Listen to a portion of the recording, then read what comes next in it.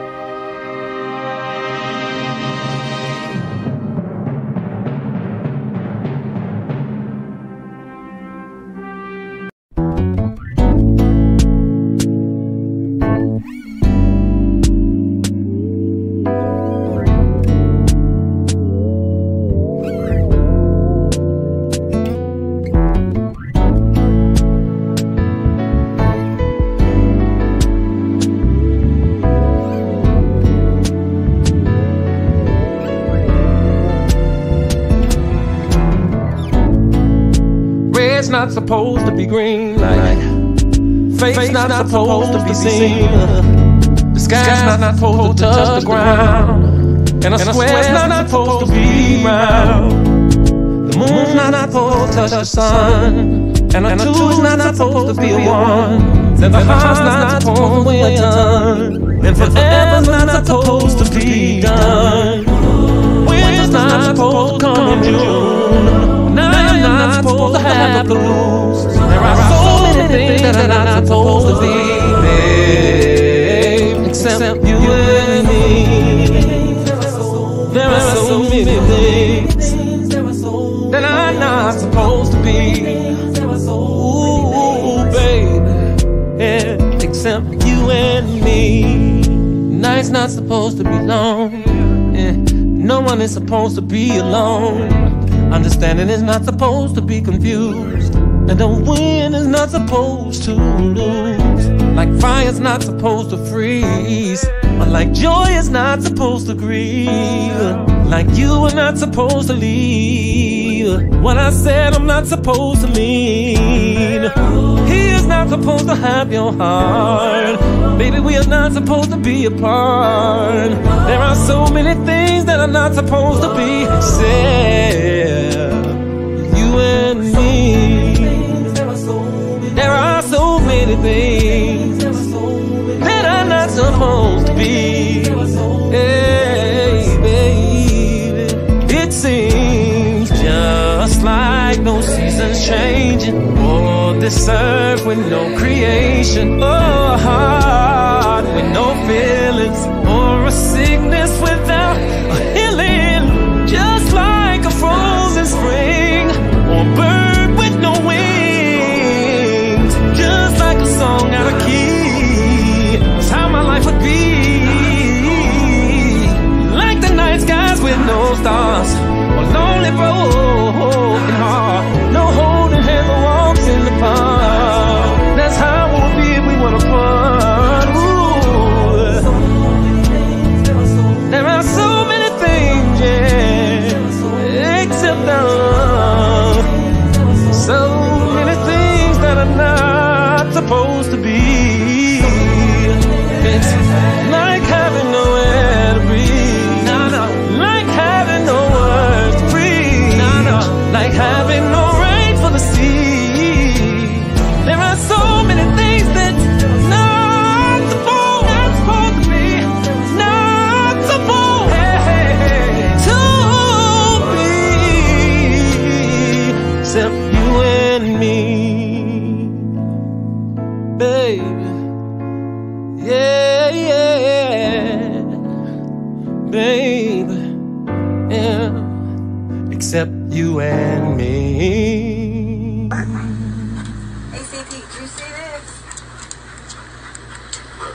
it ain't official DanaJay, Prima Donna News, I don't even want to see it. But I know that there's more. More for you, more for us. DJ discretion. Low still sick, I ain't talking that pandemic. DJ discretion. Low still sick, I ain't talking that pandemic. DJ discretion. Low still sick, I ain't talking that pandemic.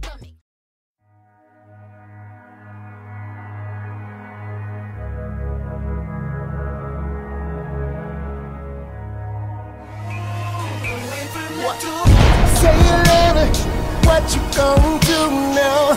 Hope you're ready, cause I'm really about to put it down. Girl, you know that I will never disrespect you. We love tomorrow, but tonight I wanna spend you. That ass down, gotta make it last down. Start off slow, then I'ma beat it up.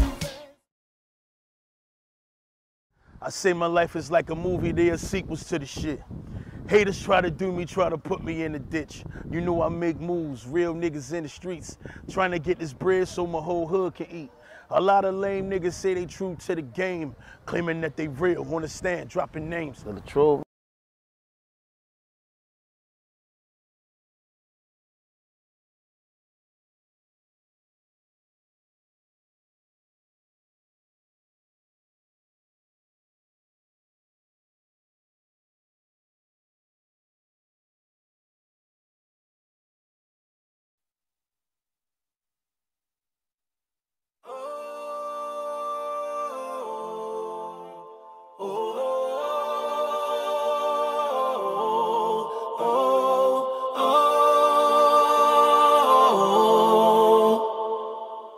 Shut that shit down. I'm so tired of it. Yeah, you need to stop playing dirty. Yeah, she deserves the best, and if you can't give it to her, then why hold on to her? It's not fair.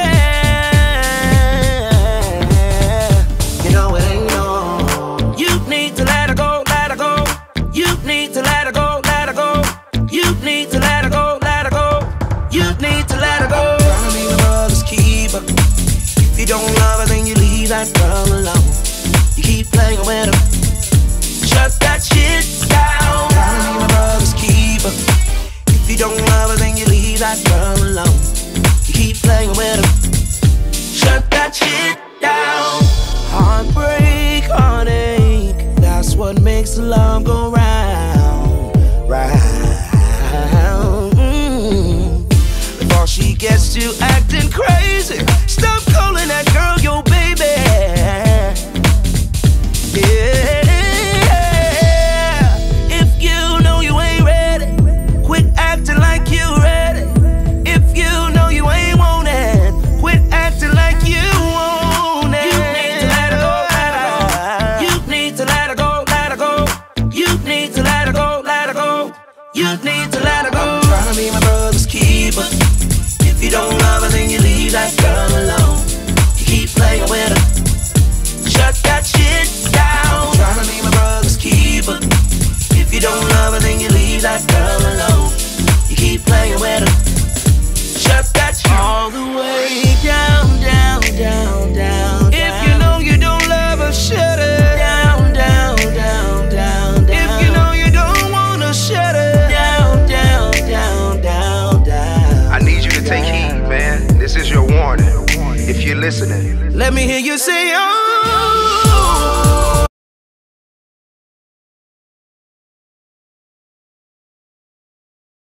You need to leave her alone. You need to leave her.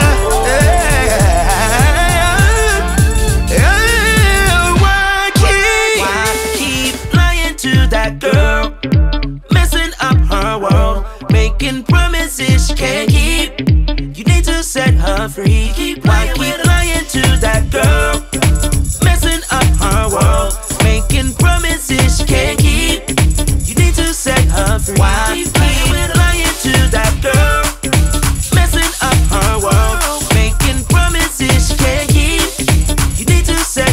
free. You keep playing with lying to that girl, messing up her world, making promises she can't keep. You need to set her free. You keep playing with her.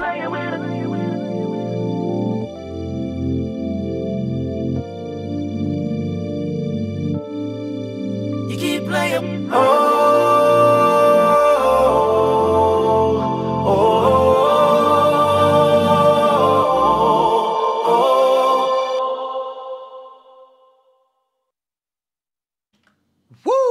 What's up, what's up, what's up, what's up? What's up? That's my new intro, y'all. It's called Shut the Shit Down. And that's all I'm about to do, is shut it all down. That's my new intro. Shout out Dream Team. Shout out everybody that's here. What's going on, y'all? Loving each and every last one of y'all, man. Y'all know what it's like. So I was waiting for part 2 of the Tia Ewing joint. I was ready. And I'm laughing. Matter of fact, shout out to everybody that's here. Shout out to the people that's watching. Shout out to the people that really scared to even make it known that you in my chat watching. I had to take it back to the old school and go get a mellow yellow. So, like I say, man, shout out to everybody that's here. We doing our thing. We doing our thing respectfully. We doing our thing rightfully. We doing our thing introductively. Thank you, Tiffany. Welcome back to the set. Yes. Welcome back to the set. We still on the back up to the backup page. Any day now, any hour, all the pages will be back. What up, Queen J? Shout out to, I gotta say, Uncle Greg had a birthday party, right? So, at the end of this joint, I'm gonna play some songs just for Uncle Greg, you know what I mean? Thank you so much, Miss Marcia.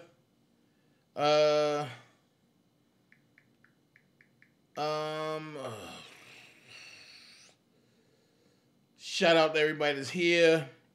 Nikki M, I have to get with you. Tiffany! Happy birthday to Tiffany. Happy birthday to Tiffany. Happy birthday to Tiffany. Happy birthday to Tiffany. Today is our own Tiffany's birthday. I ain't know until just now. I told y'all, man, y'all gotta get in the Dream Team chat and put when y'all birthdays in there. Do it ahead of time, please. I don't want to have to wait till the last minute and do some stuff, but hey, Uncle Greg, Tiffany, hold on.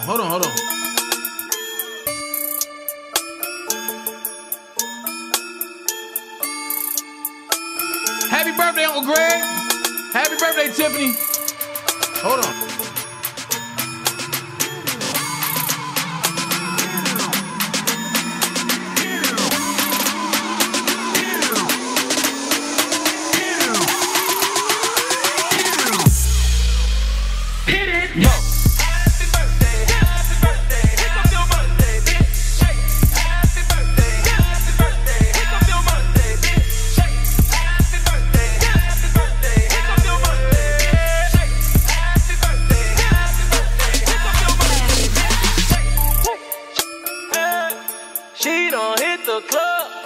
Music, yeah. She about to turn up. Got her drinking a cup. She with her whole crew, all of her girls, and it seems like she ready. Like, happy birthday, bitch. Shake it. Happy birthday, pick up your body.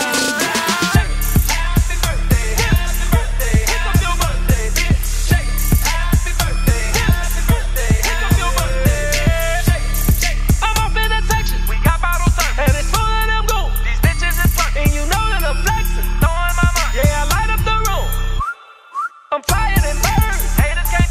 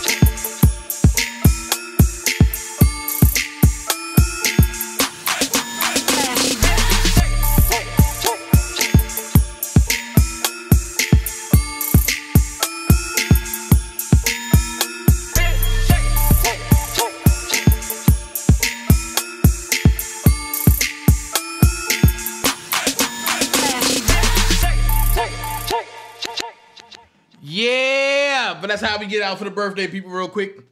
Shout out to everybody that's here.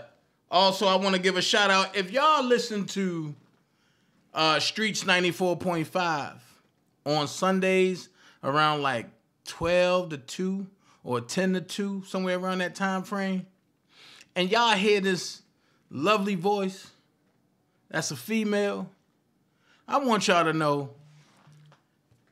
that's one of my friends, one of my co-stars from On My Radio. That's Gigi Gennaro. She be on there laying it down, y'all. I believe that Gigi need to be a main cast for Streets 94.5. I think she need her own show.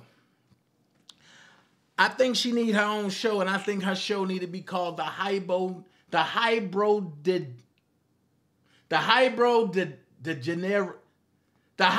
Gennaro Show.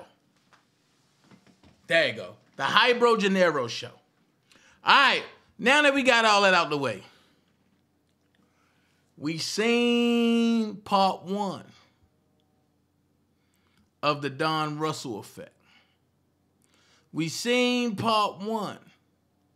And what did you hear? Don Russell think he's entitled to R. Kelly. We seen the tap dancing, chicken shucking, shoe driving, lying son of a gun talk about, oh, he spent $300,000. Well, I do want to let y'all know again, for the new people that's here, Robert did have his royalties going to Don Russell's mother account because his accounts was jacked up and he ain't have an account. So Don was going into the checking account. Don was going into his mother's checking account and taking Rob's money at will. She never said nothing.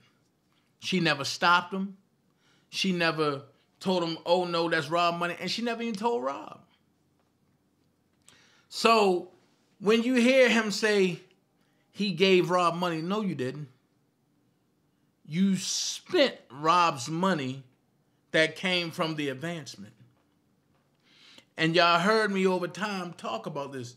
Just when my pages come back up, look at the videos. The old videos don't lie. They're there. They're there. Just like my haters go look at the old videos and then delete their messages from in the comments. I never see no shit like this. They delete their messages out the comments so that way when I go back and when people go back but they can't see what they said. Man, listen, this is the most craziest stuff. That's why I don't pay him no more attention. Pay him no more attention. I'm not going back and forth. The most I do is put y'all truth up on my community wall. Like when I was lied on the Walrus channel 6 days ago. You gonna lie on me? And then when it was sent to me, I was like, really? And I really listened to it. And I'm sitting there like, I can't believe this lady is saying that. I don't even speak about this lady. I don't talk about this lady. I don't care. Even when the cousin came and was like, yo, what about talking to them, making him? I said, no. No. No. I will not talk to them. I'm good. There's no need to have conversations with people that you are a blessing to. Is no longer a reason to have a conversation with them because they was nothing but a lesson to you. So with that being said, I appreciate the good and the bad because it taught me a lot of things. Being in this R. Kelly fight will teach you how to be selfish and stop looking out for people because ain't nobody else looking out for you. what I've learned in this R. Kelly fight, everybody had an agenda. And that was to get to Robert any way possible, by any means necessary, any shape, form, or fashion. So they'd come paint up to you, oh, yeah, I'm an R. Kelly supporter, and let's do things, and let's this and this and this and this. And then when they get around Robert, it's a totally different story. Oh, I've been wanting to be with you all along. Dana sent me, he brought me, so I'm here. Then you got people that sit back, oh, excuse me, I'm an R. Kelly supporter, this and this and this and this. I'll pay for this. I'll show up at your house at 1 o'clock in the morning. Let's go get crab legs and let's get personal. Let me do this to you. And as soon as you turn them down, I don't like you. You ain't for R. Kelly. You ain't this and this and that. Okay, you do rallies. Y'all planning stuff. You might not have been in the writing of the signs, and you might not have been in what else? What else? The writing of the signs and all that. But you was the ones that did the shirts, that got the shirts done. You the one that made the shirts possible on both rallies. You the one that did the signs on both rallies of the flyers. You the one, but that did the route on both rallies.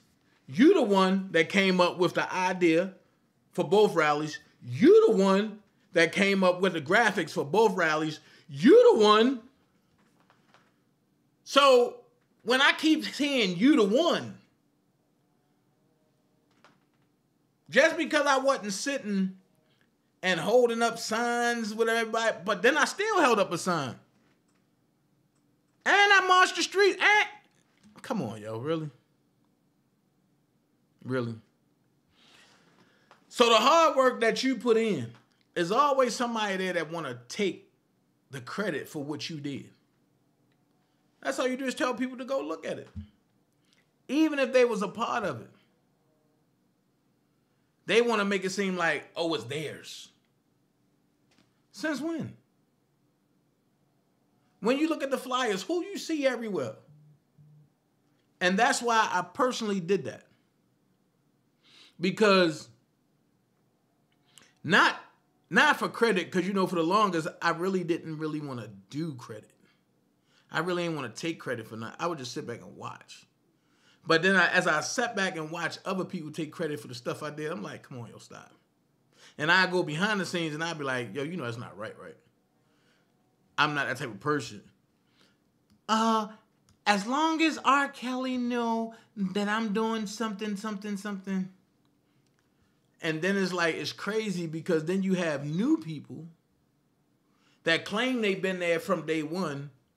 And because you was rocking with them, you fed their ego and told them that, oh yeah, and you've been there and from day one. But you wasn't there from day one.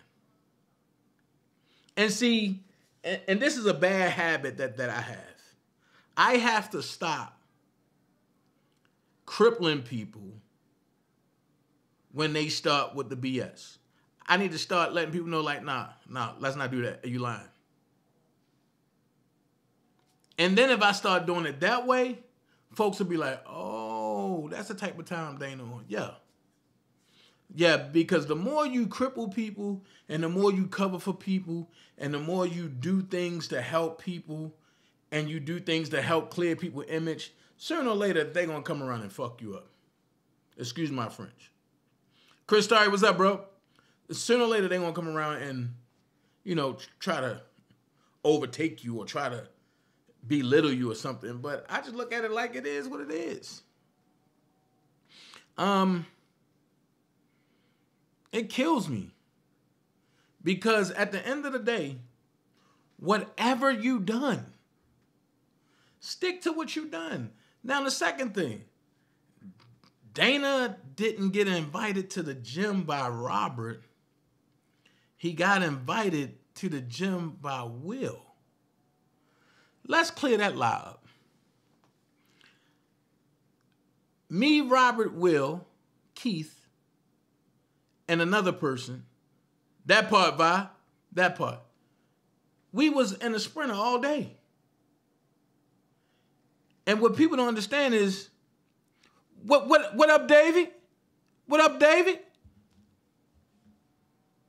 My thing is, me and Will had a basketball game against each other. It was a robbery. And Rob was laughing the whole time. Rob said, oh, boy, I can't see this. So Will was at the gym way before I got there. And this is what I mean when I say, you know what? Hold on, y'all. Everybody say, shout out to Davey. Put shout out to Davey in the chat. That's what we're going to do. Shout out to Davey. And then put day one. Put shout out to Davey and then put day one in the chat.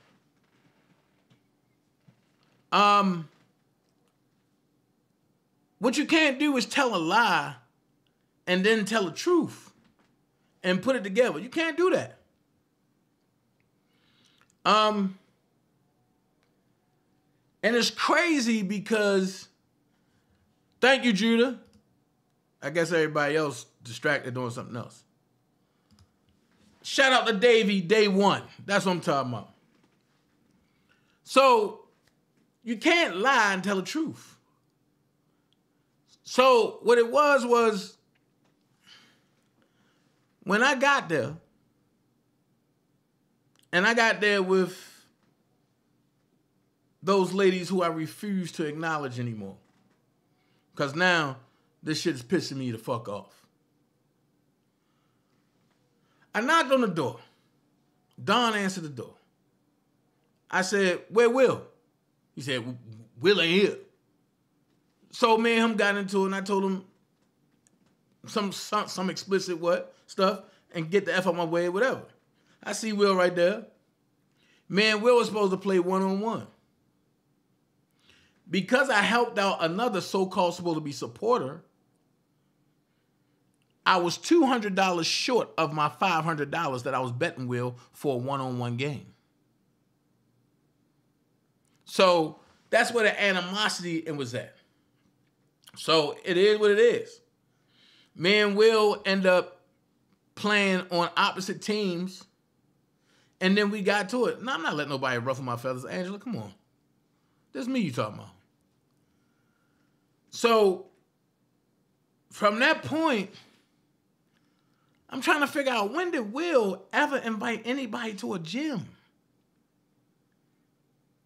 That's why I put on my community wall. From now on, since Valencia Love invited all these people, when Rob come home, don't ask Dana for shit. I don't know you. Anytime y'all want to get in touch with Rob, you go through Valencia Love, not DanaJay. Those doors are over with. I am not dealing with you people anymore. Because I understand y'all tactics, I understand y'all devices, and truth to be told, y'all can say what y'all feel. Now, what I'm trying to figure out is, they say I was the mole to set Robert up, right? We found out that wasn't true. They said I was testifying against Rob in court. We found out that wasn't true. They said I was stealing Robert money, even on down to certain people like Will that questioned me. We found out that wasn't true. I'm on 4 now. And I can keep going. They said that I'm being paid by Angelo Clary because I looked at the discrepancy of the text messages and I debunked it.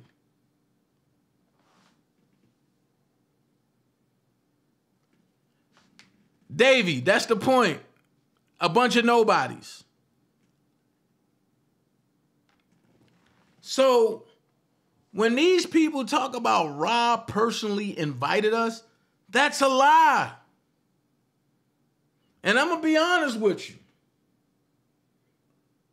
That's a lie that I created to stroke their ego. Was I wrong? Yes, I was wrong. Because Rob didn't request nobody. Sorry to bust your bubble. Sorry to put it out there. Rob ain't request nobody. Rob wasn't even trying to be around nobody. It was me, but I said, Rob, this group of people coming, this group of people coming. Let's just meet up somewhere and say hello. Rob was like, cool. And for you, I do it. I turned around and told them, oh, Rob wants y'all to come up there.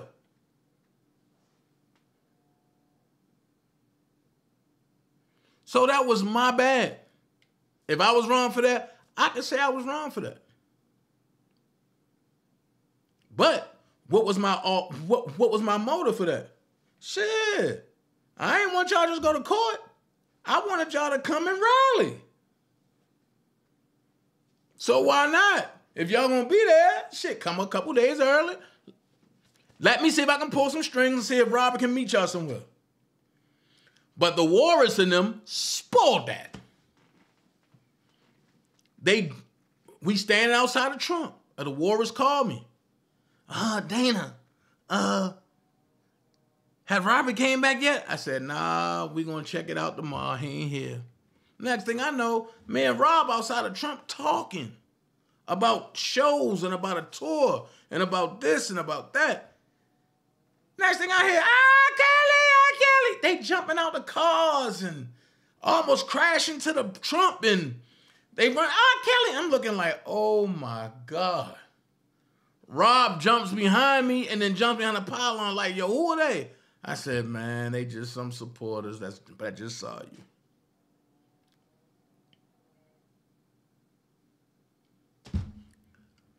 So after we got finished talking and they taking pictures and they get to arguing out there a little bit, Rob said, yo, and we gonna meet up at a certain spot.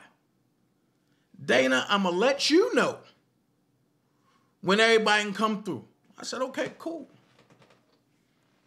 I'm at my Airbnb, chilling, getting dressed, just got out the shower, just had a little fun. If you know what I mean, just had a little fun.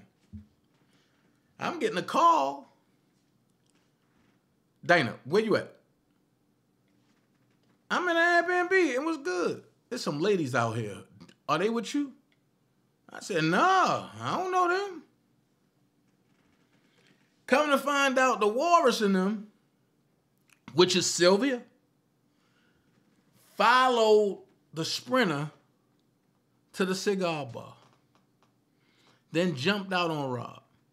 So once I got the call and I told him, no, I don't know them. I mean, I don't know where they are. Rob and Unc pulled off. Sylvia called me like, I'm here. And I said, yo, you shouldn't have did that. Next thing I know, Sylvia telling me that Demetria Pearsall is saying that why everything gotta go through Dana. I find out 2 years later that it was Sylvia saying that. Why everything gotta go through Dana? I'm tired of going through him. So they thought they can buy Rob, but they start bringing gifts and all that. And because I'm the only one that can go around them, I said, bring the gifts, and I take the gifts around to Rob. I told Rob, this is from Demi, from him to the light and all that. This is from Sylvia. I told him that. But they want to turn the truth, talking about Dana taking the credit and saying that he did this, did that. Man, listen. I don't have to try to buy a friendship with somebody I know. And what they leave out is when they ask Rob and the Sprinter. They said, well, how you know Dana? Rob said, I basically raised him. They turned around and said, oh, I wouldn't tell nobody else that. Now, what got me about that is when Dabowski even said, Dana allowed y'all to meet him, took y'all to him, and then you turn around and try to tell this man about somebody he know? When he said that That shocked me because I was like, damn, even he caught that. That's when I originally said, you know what? I'm done. I'm done. And I watched everybody run to Don Russell. I've been telling y'all for 4 years, and I must say this, shout out to Hollywood Next. Because when he went on her platform, she was the first person to let me go in there and tell the people why not to follow Don Russell. Everybody turned on me and they started saying Don Russell's the muscle. Because he telling y'all that he got Rob's best interest at heart. Rob his brother. He doing this for Rob. He doing that for Rob. 4 years later, all them people, Don Russell, I'm mad at you. I'm this and this and this. And I'm sitting here laughing. What are you mad for? The Bible say warning come before destruction. I warned y'all for 4 years what was coming. And y'all told me I didn't know what I was talking about. So what y'all got to realize is last night was part 1. And what you have to realize is this right here. Tia Ewing, the first person to attack Tia was me. And you got to realize I know her. However, I didn't attack her and cuss her out and do all this stuff. No, I attacked her credibility. Because nobody else knew what I know. And the reason why I attacked that credibility is because for all the years Robert was mainstream, Tia Ewing has been his #1 fan. It wasn't until Robert got into it with the regional manager of WGCI that all of the personality turned on Robert. And Robert stopped going up there. So when Robert stopped interviewing at WGCI, going to WGCI, the smear campaign came about. Remember Surviving R. Kelly 1. And the young lady that had the nice, beautiful body, the one that was knocking on a studio talking about something, I know he got to be in there. That was Tia Ewing. So when I seen that, I made a flyer. And I had the flyer with Tia Ewing in the dumpster. When I got to WGCI, Tia Ewing was the one that came downstairs, came outside, and addressed me directly. And was talking to me about some lady that died that Roswell had dealt with. And I asked a question, and it might have been harsh. And the question was, a dead person can't talk, so why are you talking to me about a dead person? You know the truth. And then she shut up. And she shook her head and walked off. At the same time, the Walrus in them was saying, Dana, don't worry about it, and we got a rally to do. And I immediately went into prayer with the whole group that was there. Truth to be told, for people that want to claim rallies, nothing moved unless I said, let's go. And then the word was, oh, why haven't he did a rally since? I did the first 2. I said it from day 1. I don't live in Chicago.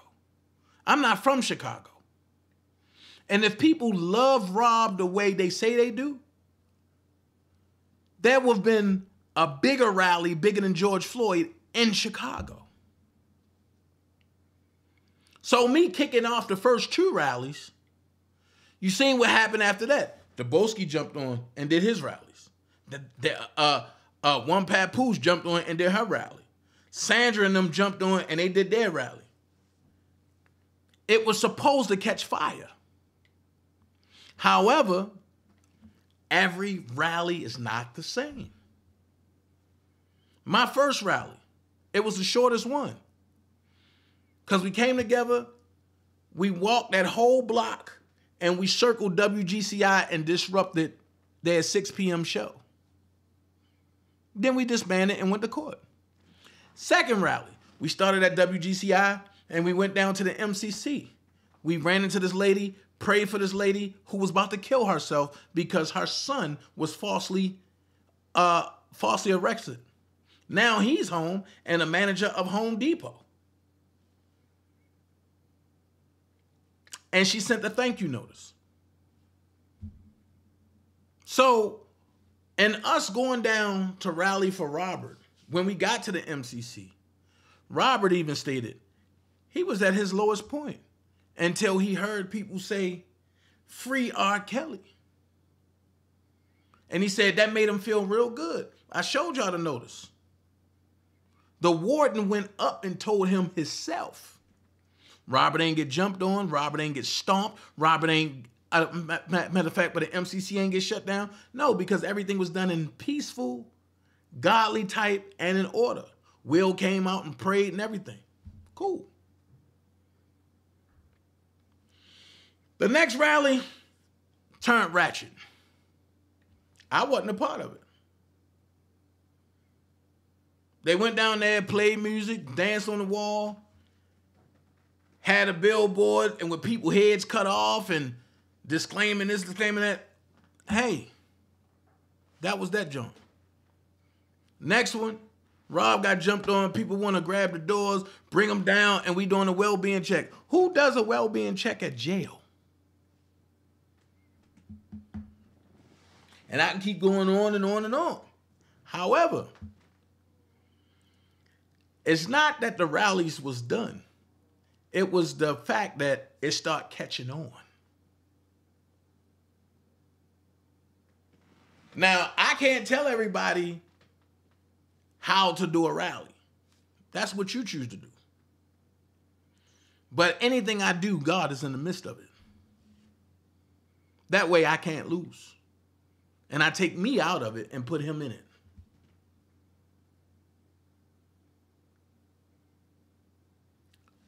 So, getting back to Don, I warn content creators, I warn bloggers, stay away from him. He's going to get you put into some sort of a RICO. If you remember, I said they didn't have a RICO on Rob. They start pushing a RICO 3 months after who? Don Russell appeared on YouTube. And everybody starts saying, "We gonna follow you, Don." And the first thing he told everybody to do, forget the lawyers, send letters to the judge on how you feel. What? That's gonna mess up everything. But before that, I'm not understanding how the city of Chicago allowed a rat to walk. I've showed a previous case where Don got a dude that was pretty much scot-free, locked up for the rest of his life because he got caught with a dime bag of weed. So if you get caught by CPD with a dime bag of weed and you snitch about something you knew, what make you think that when the feds roll up on you, you ain't gonna hop, skip, jump, bob, and weave and do everything else? Come on, man. He telling everybody, "Oh, I'm a big time manager. I manage artists. I did this, I did that, I did this, I did that." Well, when I called Roscoe Chicken and Waffle, he was there. And he was working.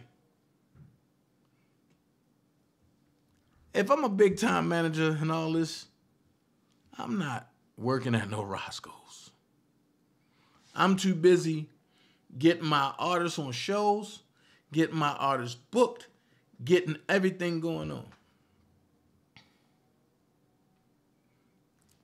Second thing, he said he didn't do nothing wrong. Well, I interviewed the lawyer that got the ball rolling in New York.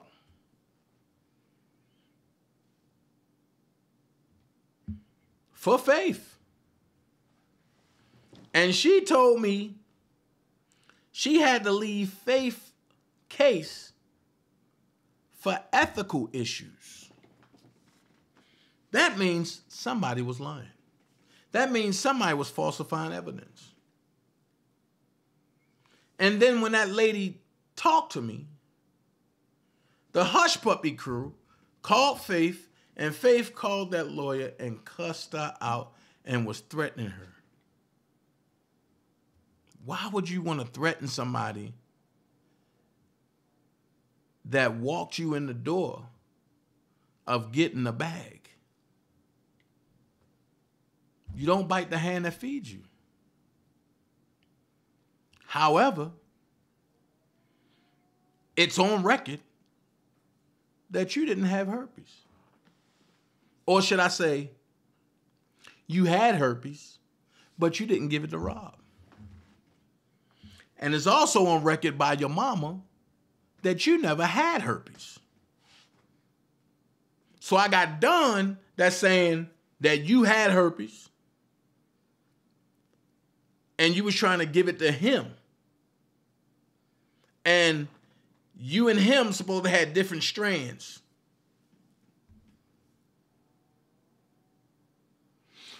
Which make me think,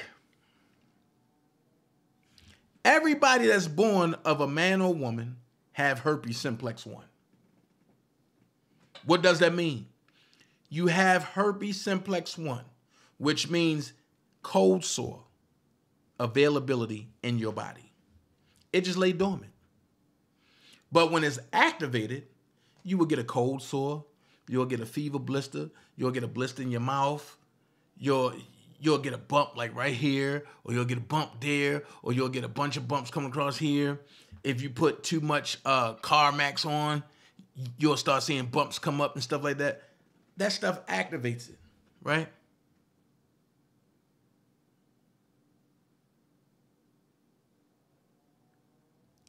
So with that going on, right? With all that going on,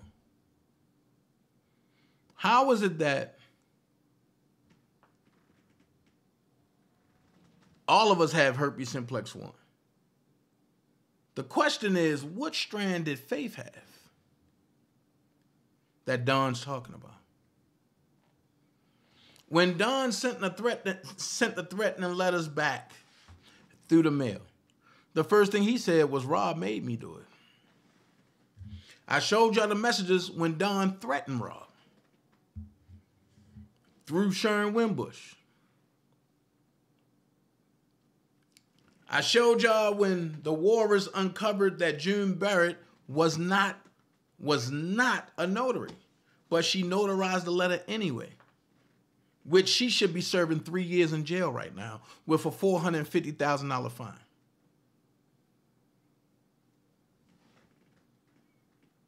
Make this make sense. Then you hear the ladies talking about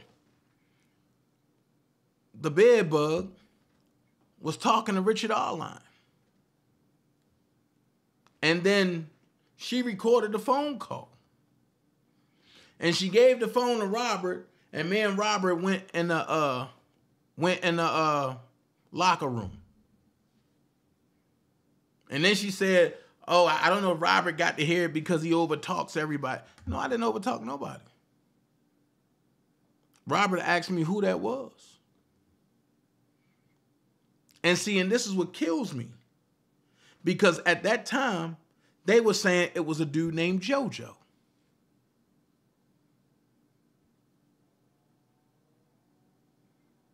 Right. I'm going to get there, Prima. Shout out to Prima Donna. So when he kept asking me, who's JoJo? I said, I don't know. But they said it was JoJo, a dude now for the dude down in Texas. Now y'all understand when JoJo the Ryan popped up, I automatically assumed it was Yo because of the connection between him and Tyson. So I had to apologize to JoJo, and I told him that was my bad. So now the truth come out, and they say it was Richard Arline. Well, why y'all didn't tell Rob that in the first place?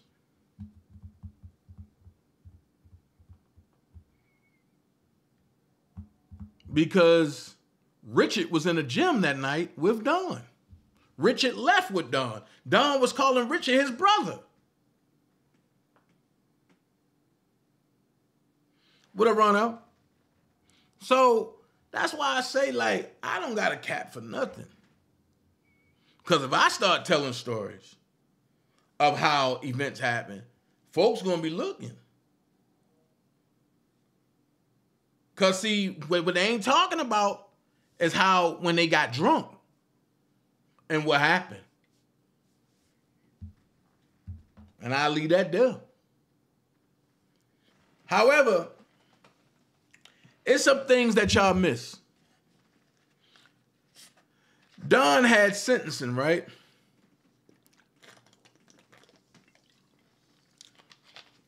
And some of the same people that helped Don do his crimes are some of the same people that wrote letters for Don.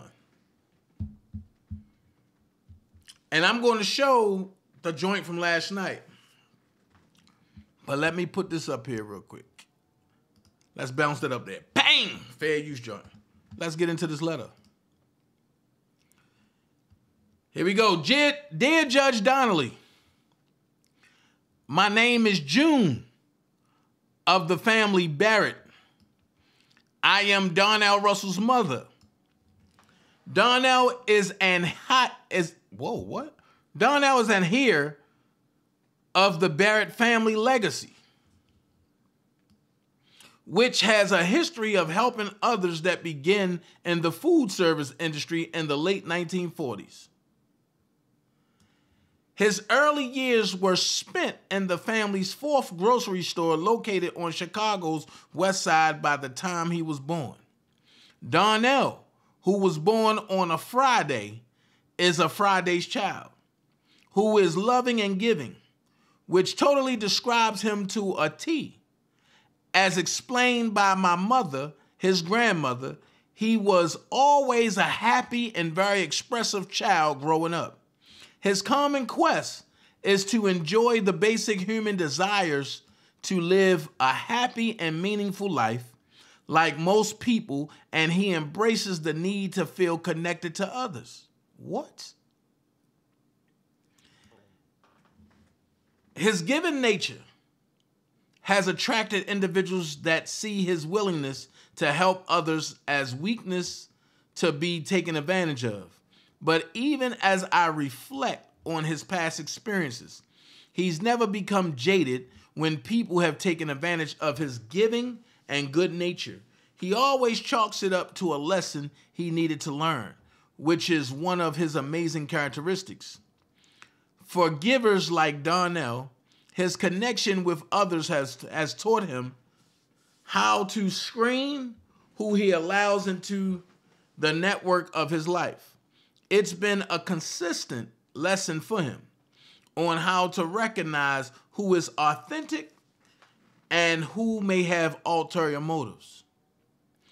Donnell, as a performing artist, has traveled the world and received so much appreciation from the audiences he's performed in front of. But instead of receiving the same or any level of appreciation from individuals he helps, he usually receives envy, jealousy, and condemnation from stagnated individuals that can't seem to relate to his expanding knowledge and world experiences. But Donnell believes in giving them the benefit of a doubt, that eventually they will come to appreciate what he offers. Even though they usually don't, it doesn't stop Donnell from assisting the next individual because he believes in developing people, no matter what their circumstances are. While living in California for a year, hold up, wait a minute. He said he lived out there for 4 years. While living in California for a year, providing risk management services for a longtime colleague for his chain of restaurants, Donnell saw the opportunity to give out meals to the homeless in the area. He developed a giving program where all the unsold food dishes they was usually thrown away were put into takeout meal containers After everything was packed, a few of the food prep team members would pack the containers in their cars and drive to different sites where the homeless had tents pitched to distribute the meals each evening. Donnell has always tried to reduce other people's suffering. He's actually driven by his need to assist others with improving their life, but very seldom does the personal recipient of his offers and sacrifices show much gratitude until they realize that they've lost in him as a friend. We live in a world that is filled with traumatized people. And even though Donnell has experienced traumas as a youth in his own life, he doesn't live a life of woundology. He doesn't inflict any trauma within his relationships. On the contrary, he tries to assist others with a path to stealing. Like how Donnell is a sole provider for an 8-year-old child who has experienced trauma from being abandoned by an unfit mother that lost custody of her son to the Department of Human Services that, let's see, hold on. That importance or otherwise the child could falter. Donnell's also in a relationship with his female partner. Wait a minute, I thought he was married. So he's not even married. Donnell's also in a relationship with his female partner, where he's assisting her as co-provider as well as a father figure role model for her 3 young sons, ages 19, 16, and 9. They have developed a good partnership in business that has the potential to grow into something solid. With the right commitment, Donnell's extensive business knowledge and continuous presence is necessary for that solid growth to happen. Donnell was always encouraged and supported to develop his own pathways as a performing artist and not wait for opportunities, but to make things happen. This led him to his first business venture at 19. He called it YBM, which stood for Young Black Men, that produced a tap dance review that toured the Chicago public schools for three school years. He has a very hardworking attitude, always spending long hours, 7 days a week developing his business venture. His current venture, Indie Build, is a robust compilation and accumulation of his 35 plus years in the performing and creative arts geared to assist unseasoned and seasoned artists to a path that provides all the resources needed to develop a successful independent community. He's providing the next generation of artists with a valuable resource that took him years to figure out as a means to give back to the future. Donnell would never use or participate in anything that could hurt or bring harm to another. What? He freely shares information that provides tested solutions like Indie Build does because he's so thoughtful and considerate towards others. He really tries to assist individuals with developing a skill to uplift them that the world needs. His agenda has always been to become useful, caring, and connected, but his valuableness isn't always recognized, embraced, or appreciated. But he helps people anyway. As Donnell's mother, I know my son is someone who cares about others and freely shares what he's learned that could assist them with solving their problems. Someone who understands what's in it for them. There's no limit to what a giving soul like Donnell can accomplish or the peace and joy he seeks in his own existence. He's a great provider and protector by nature. We've been a great mother-son team in business, as well as dynamic friends. Hold on.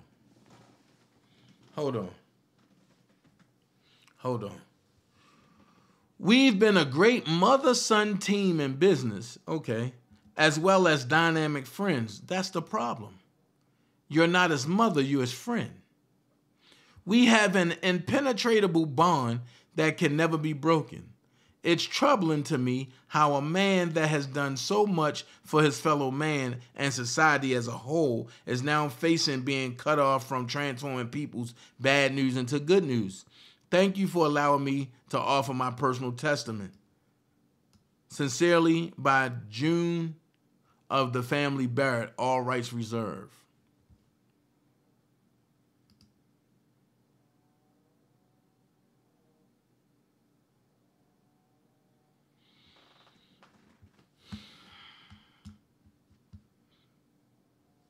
You know what I think about that. Oh, Lord, Jordan, roll. Roll, excuse me. Roll, Jordan, roll. Look at my soul on the rise. I'm just saying. I'm just saying.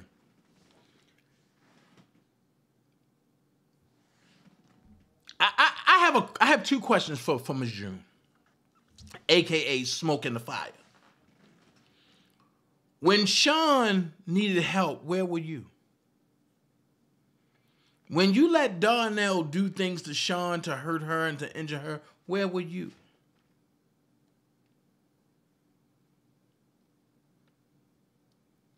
You just said that he have a partner.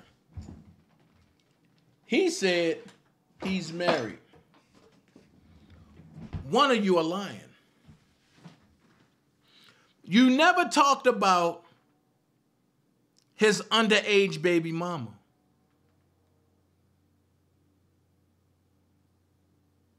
Oh, I'm sorry, you did. And you said that she lost custody. She was 15. He was 30-something.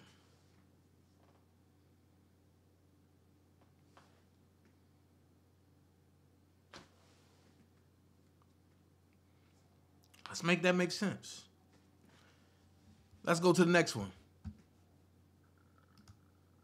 Now, here's what's gonna get me. This one is from his wife.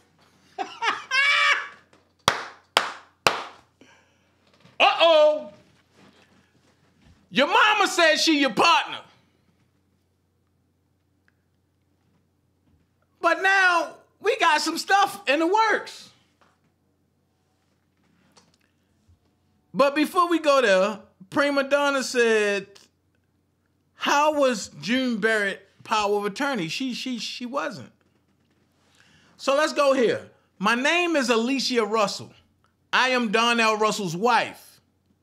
Hold on. The mama just said that you was a partner, but now you claiming to be the wife. Okay.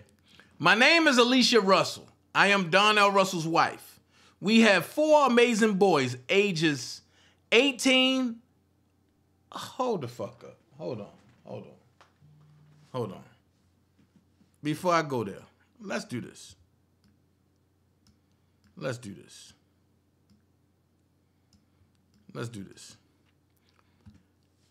This is June Barrett. Darnell's also in a relationship with a female partner, with his female partner.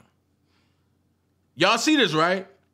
Where he's assisting her as co-provider as well as a father figure role model for her 3 young sons, ages 19, 16, and 9. Can somebody put 19? No. Can somebody put in the chat female partner, then put 19, 16, and 9 in the chat? I need somebody to put female partner, 19, 16, and 9 in the chat. This is what I mean when I say people cover for liars, man.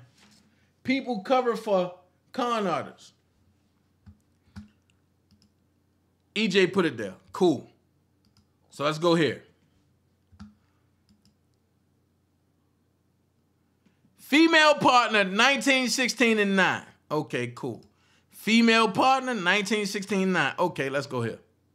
Let's go here. Female partner, 1916-9. Female partner, 1916-9. Somebody lying. My name is Elisa Russell. I am Donnell Russell's wife. We have 4 amazing boys, ages 18, 15, 9, and 8. Hold on. The ages don't match up. 18, 15, 9, and 8. 19, 16, and 9. Whoo-wee! I'm just saying. We also run multiple businesses on a daily basis that we run together. I am the executive director of the Altitude program, NFP TAP. Wait a minute. Huh? That's the same organization that he was saying if you want to help Rob, go through the TAP program. But she runs it. What the heck? As the ED in this position, I have assisted in raising capital, collaborating partnerships and agreements to complete the construction phase of our 55,000 square feet property in the North Lawndale community on the west side of Chicago. Oh, now that makes sense. Don was trying to swindle the money from Robert to help build this joint. Oh, wow. But she the one that runs it.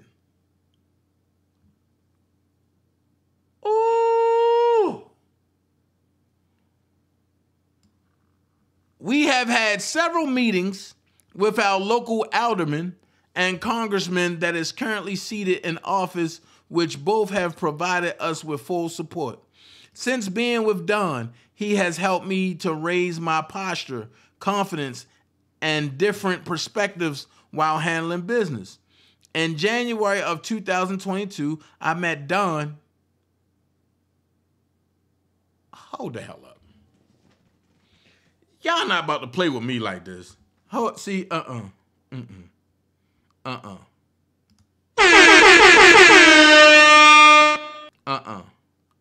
Yeah, See, the devil busy. See, the devil won't act stupid. But y'all not about to play with me like this. In January of 2022, I met Don in one of the most unexpected times of my life. After our first date, we would spend hours and hours on the phone with each other. If we weren't on the phone, we were meeting up to see each other. We started to become inseparable. It truly felt like love at first sight. As of today, we still laugh at how we would act as though we were high school lovebirds. Y'all don't even love each other. Y'all in lust. Oh my God, you don't even know this dude. And what up, DV Wild? You don't even know this dude. Oh my God. Although we had just met, it was such the perfect time for God to bless me with a man like him. There are givers and takers in this world. Don is such a giver. Huh? Every time we would dine out, he always requests to go back. He always requests a to-go bag to wrap up the leftovers and give them to someone on the street who reveals to be homeless. Yeah, after you pay for it. There was another time we were traveling back to Chicago from California from one of our in-person board meetings. We had been discussing with a young lady about how the planes were late. During our conversation with the young lady, the announcement was delivered through the intercom system. Flight XXX has been canceled. Don immediately noticed the look on the young lady's face, that she had nowhere to go now and was basically stranded. Don immediately wanted me to ask her if she needed a ride or a hotel stay because we had not checked out of our room. So we were able to go back and she could sleep in the other room that was booked for one of our partners. She, on the other hand, explained with frustration that she had no money and had just gotten dropped off from a family member that lived hours away. She declined the hotel stay, and Don quickly pulled out a $100 bill and gave it to her for bus fare. It is moments like this that I experience almost daily with being with my husband, which lets me know that he has a good heart and cares for others. What the fuck? It was after 3 weeks of knowing each other, we both felt as though this was God sent.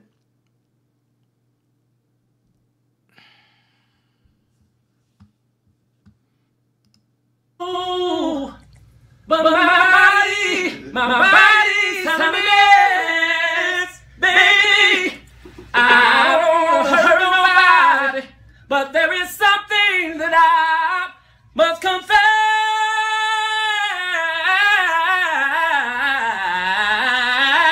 Turn that shit off. Yeah, I'm killing it. See, the devil busy. See, the devil won't act stupid. But ooh, he got trouble. It was after 3 weeks of knowing each other, we both felt as though this was God sent. Everything was so perfect.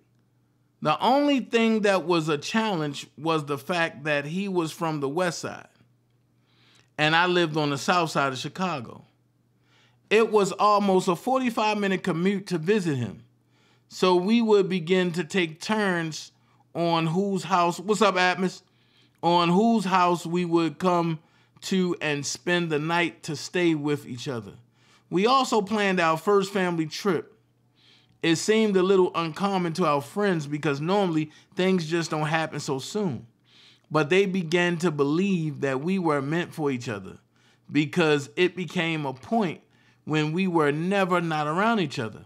So on the weekend that we planned the family trip, a sudden change happened with our son Dayton.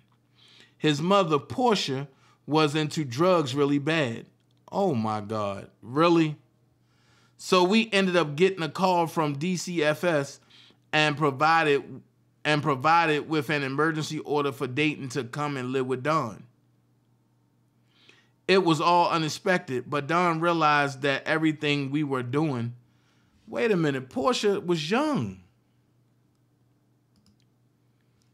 Portia's underage.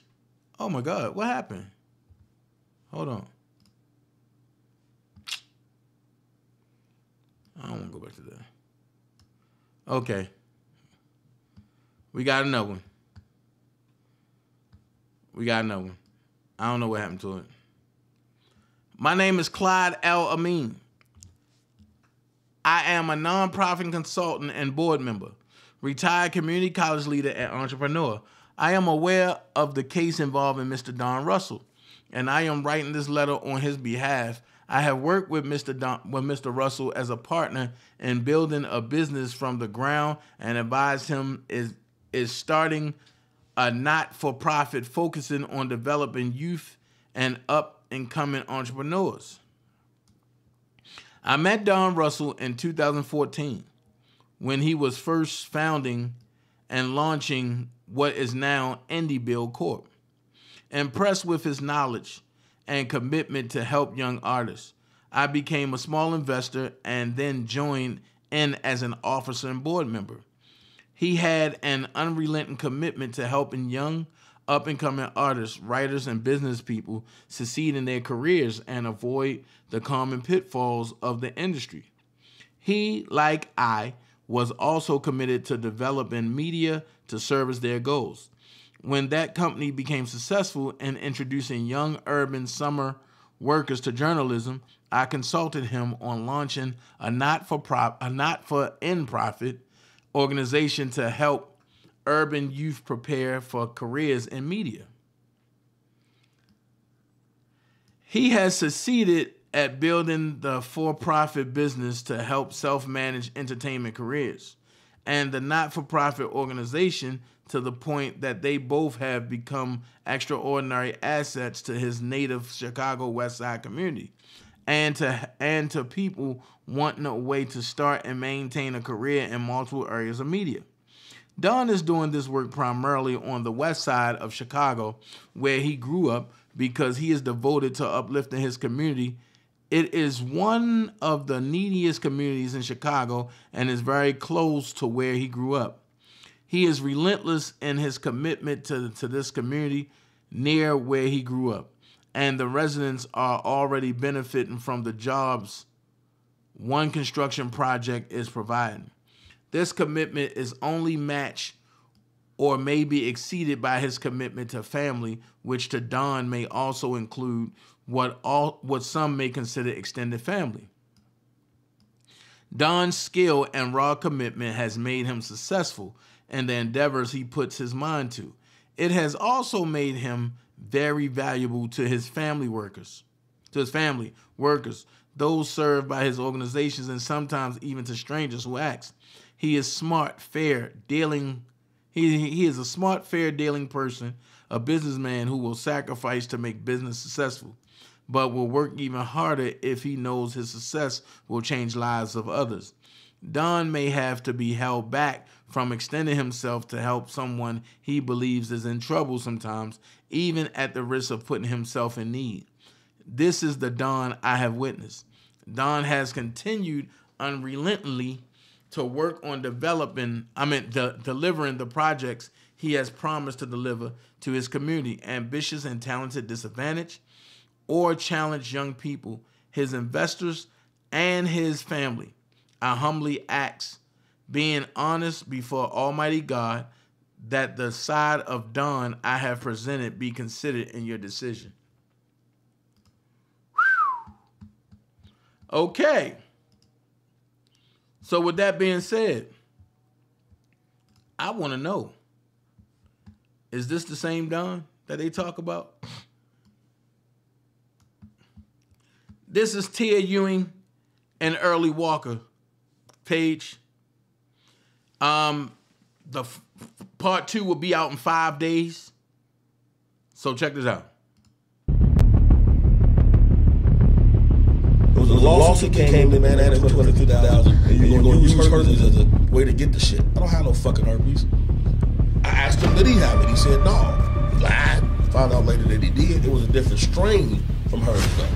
So, and then her sister came out and said, that bitch was trying to give him herpes.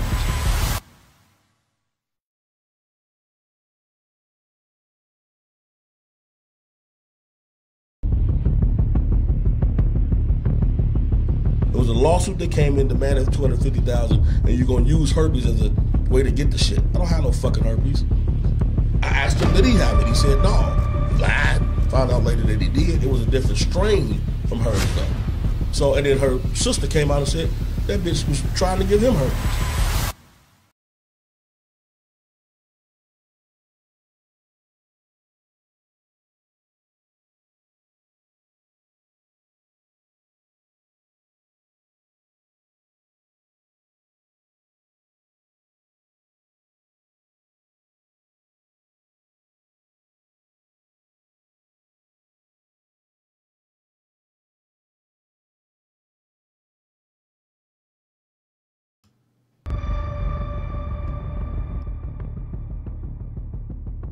Obviously, you know about the king of R&B, R. Kelly, sitting behind bars for 30 years for sex trafficking, racketeering, and the list goes on.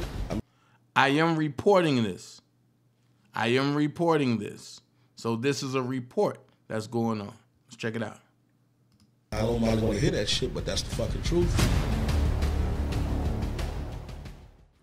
First, thanks for joining us today. So for the viewers and listeners, first, I guess let's start with, who are you? I'm Don Russell, Donnell Russell. I guess otherwise known as R. Kelly's manager, but really not. So yeah, entrepreneur from the west side of Chicago, born and raised in Chicago, and proud husband, father, and you know, and that's pretty much who I am. So one thing you said there is known as R. Kelly's manager, but really not. So let's start with this. How did you meet R. Kelly? Performing in the subway when I was 12, 13. Me and my brother my cousin, we used to go down to the subway and we used to tap dance. And we met him, it was Washington Street, Washington in the subway. And this is one of those things commonly known amongst the street performers as like the hot spot. And then there was an odd end of Washington that was even better.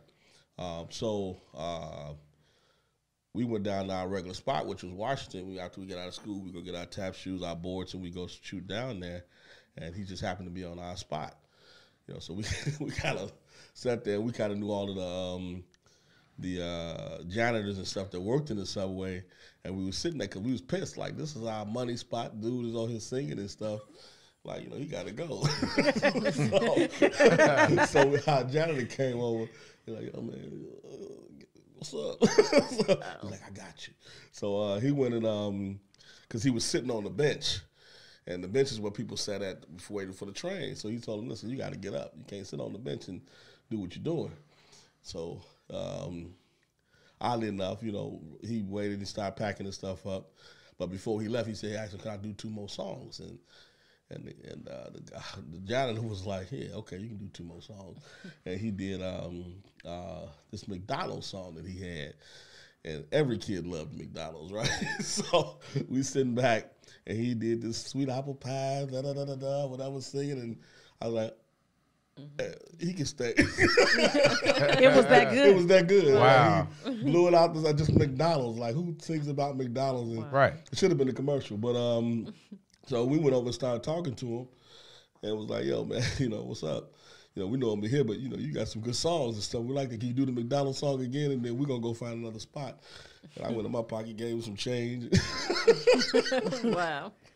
And we went to another spot, and that was it. So, I mean, so he didn't stay down that long, probably about a year or something. His tenure lasted in the subway. And then that was it. But that's where we originally met, in the subway street performing. Okay.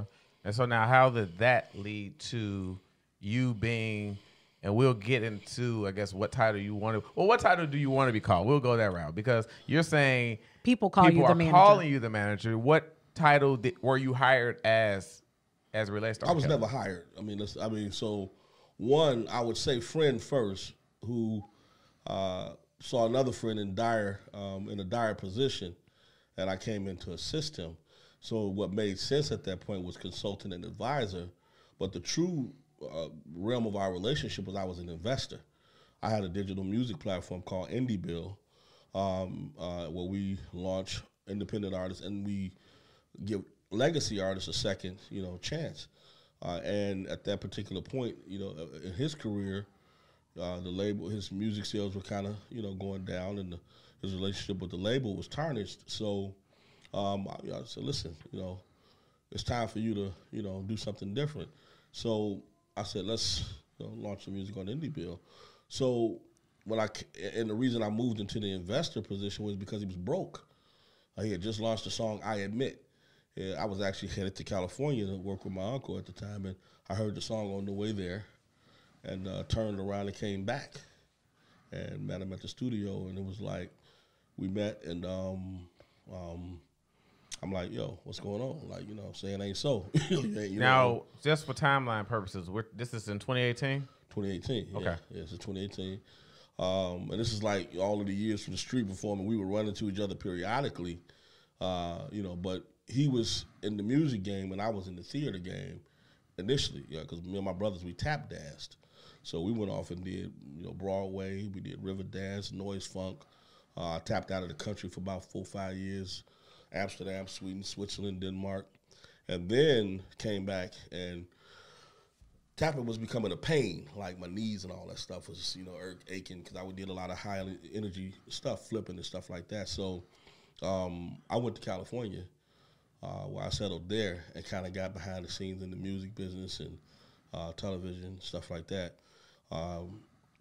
And that was it, you know. So we kind of knew each other in passing because we were in the same industry, which is entertainment, but our careers were miles apart. I mean, you know, he was, you know, on the way up the mountain, and I was kind of, you know, on the hill.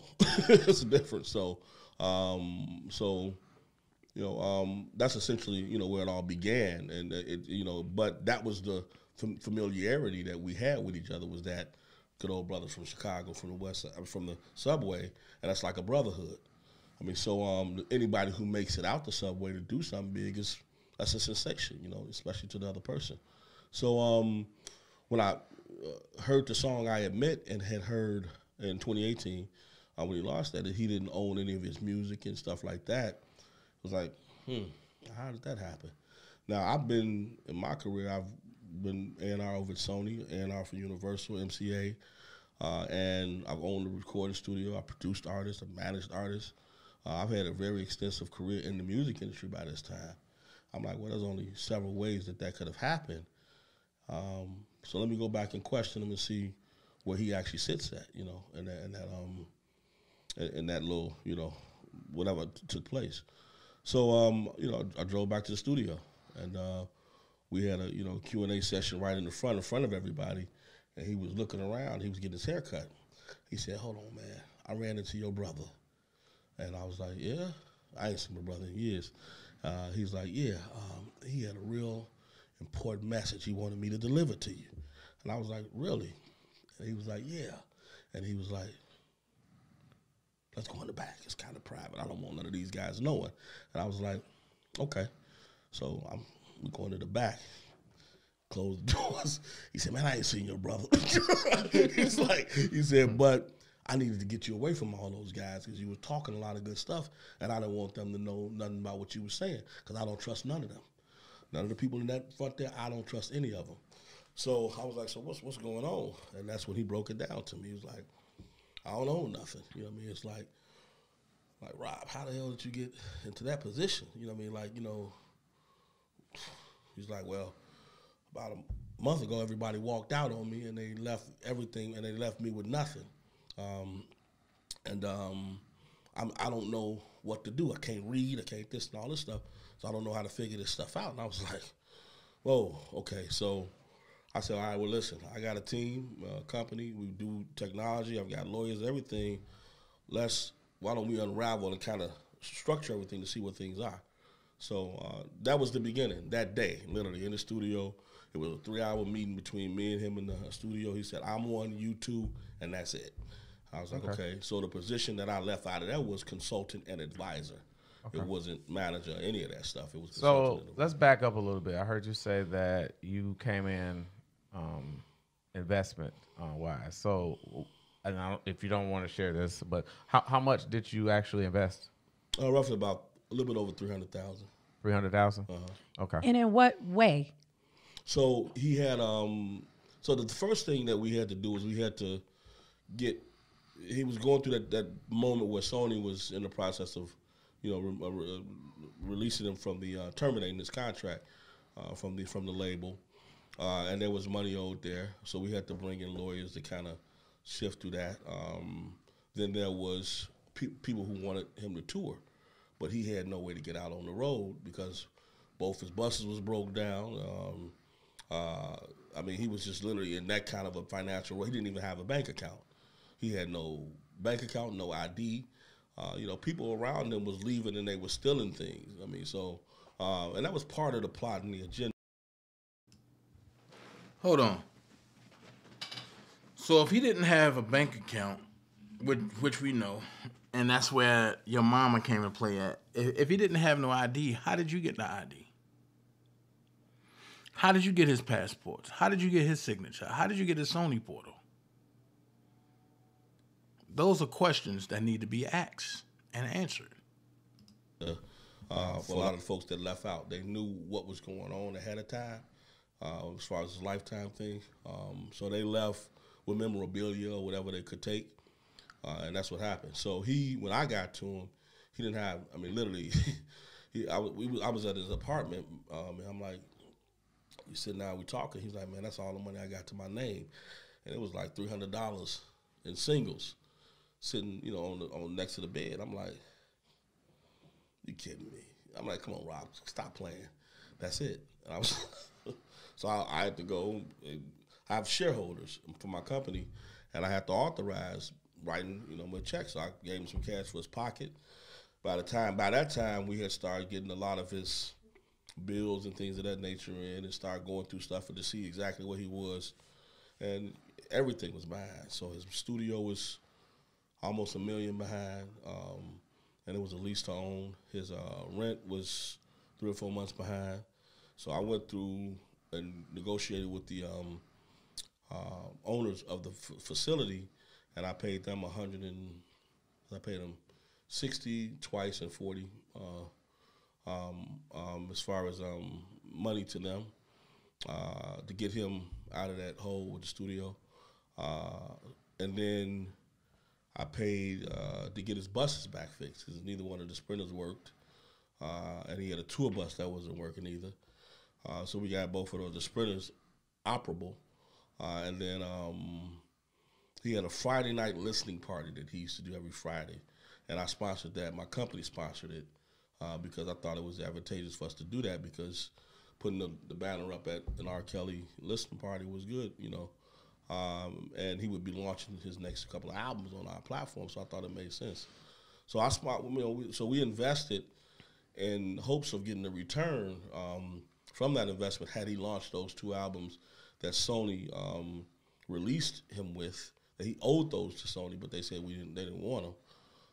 They openly said that, but that's not contractually what they did.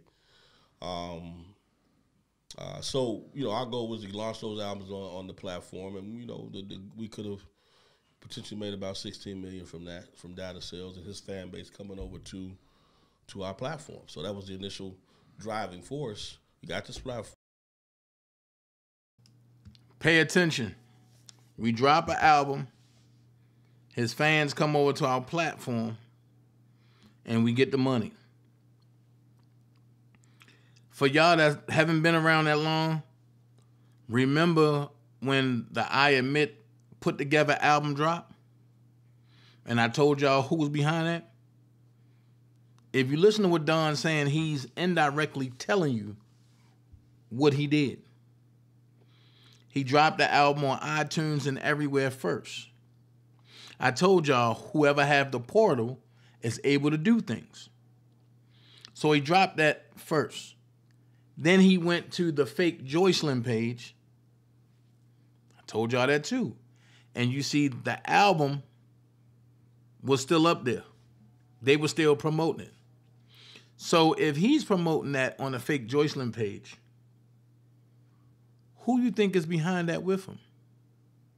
The Savages, right? Make it make sense. I keep telling y'all, ain't none of their hands clean. Let's finish. Is growing, become a, you know, industry name.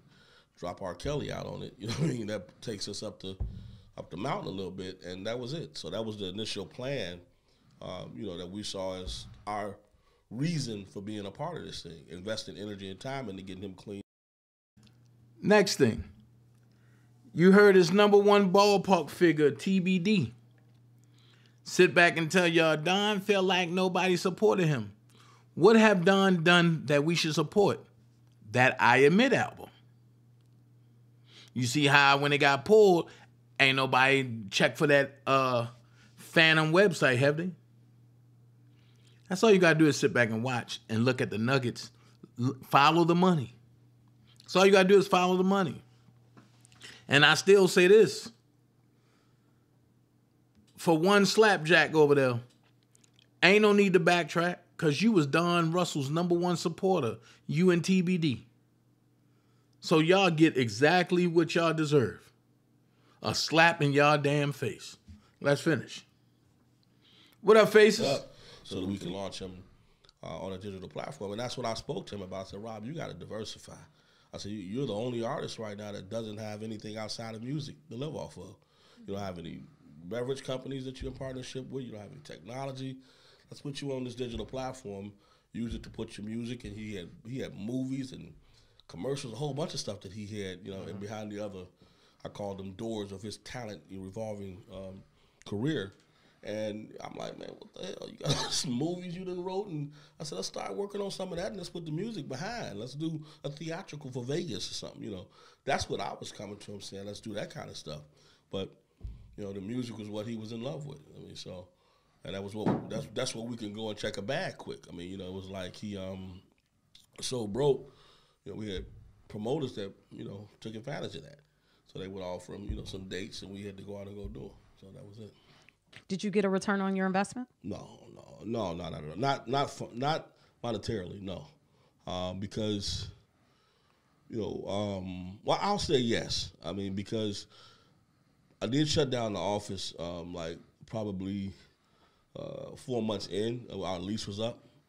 COVID was kicking, and one of the investors that's one of my investors, he wanted to meet him, and I said, okay, I'll arrange a meet with you guys, and we did a cigar sit down at the studio. We all smoked cigars, drank cognac. They laughed with him for hours, and when he left the meeting the next day, he said, Don, listen, I hear he's losing his studio, you know. And when this wasn't because he was losing it because of the money, because we had caught him up and had an arrangement with with the landlord. The city wanted him out. This is when the city came through and all of that stuff, right? They said, tell him fuck the studio. So we're fast forwarding. What year are we in now? Same year. Now, this all. Okay, 2019. let's clear this. I was only around 8 months. Okay. I'm done by then. So by 2018. So from 2018. You literally were only around 8 months. That's it. Okay. By a year, I was definitely done. Okay. So it took about a year. It's like, you know, when you're breaking up 4 months, 4 months, you know, is what you. Let me ask y'all this question. If he was only around 8 months, right, from 2018 to 2019 at best, he said after a year he was done. So 2019 he was done.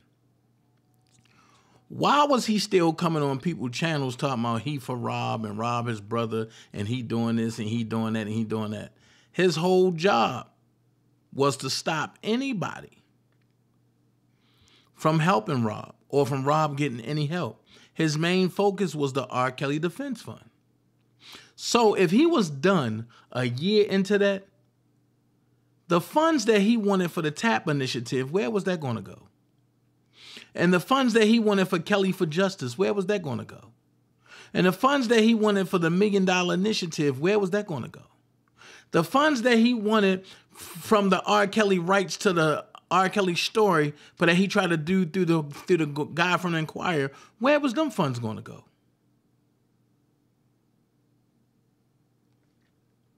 Can anybody answer? That means when he came on TBD channel and everybody else channel, he was lying.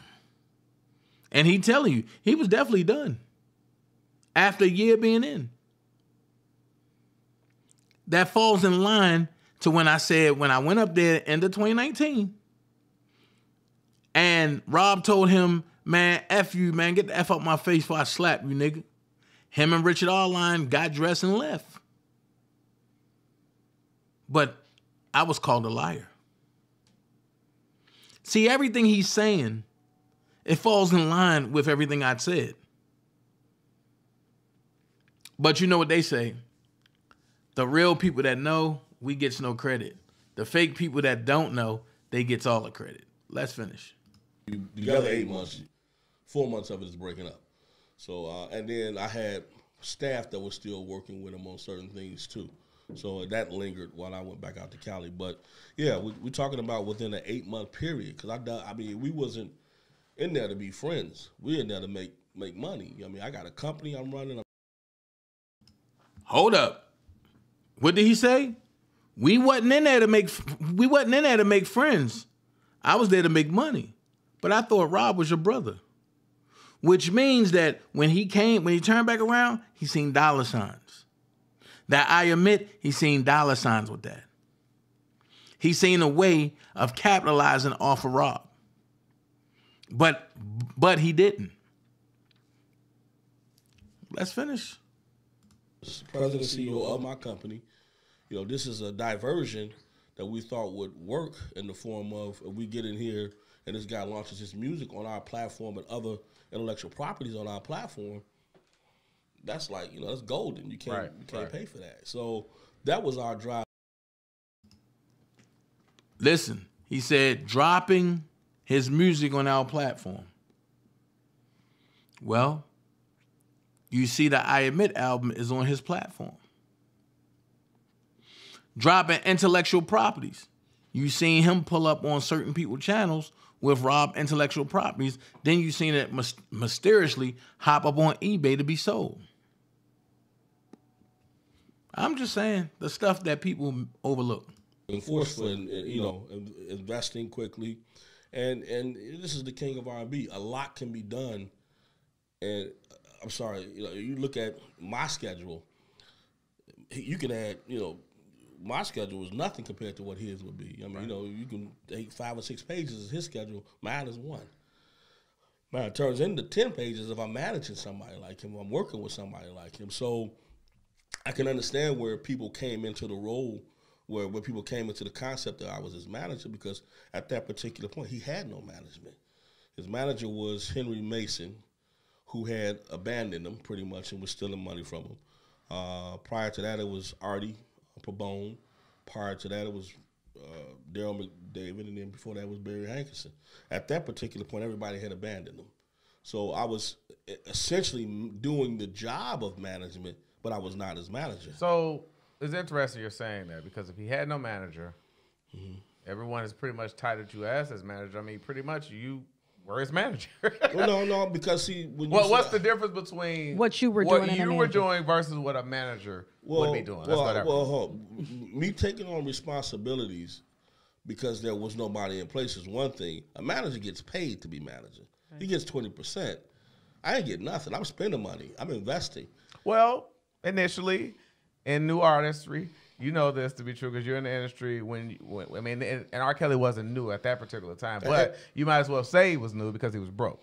So you're coming in trying to revive his career. You saw an angle, you saw an opportunity, you executed, hoping that you would get a return, which in essence that is management. No, it's not, because one, he was still under contract with James Mason as his manager, so that would have been a conflict. One, James could have took him to court any time.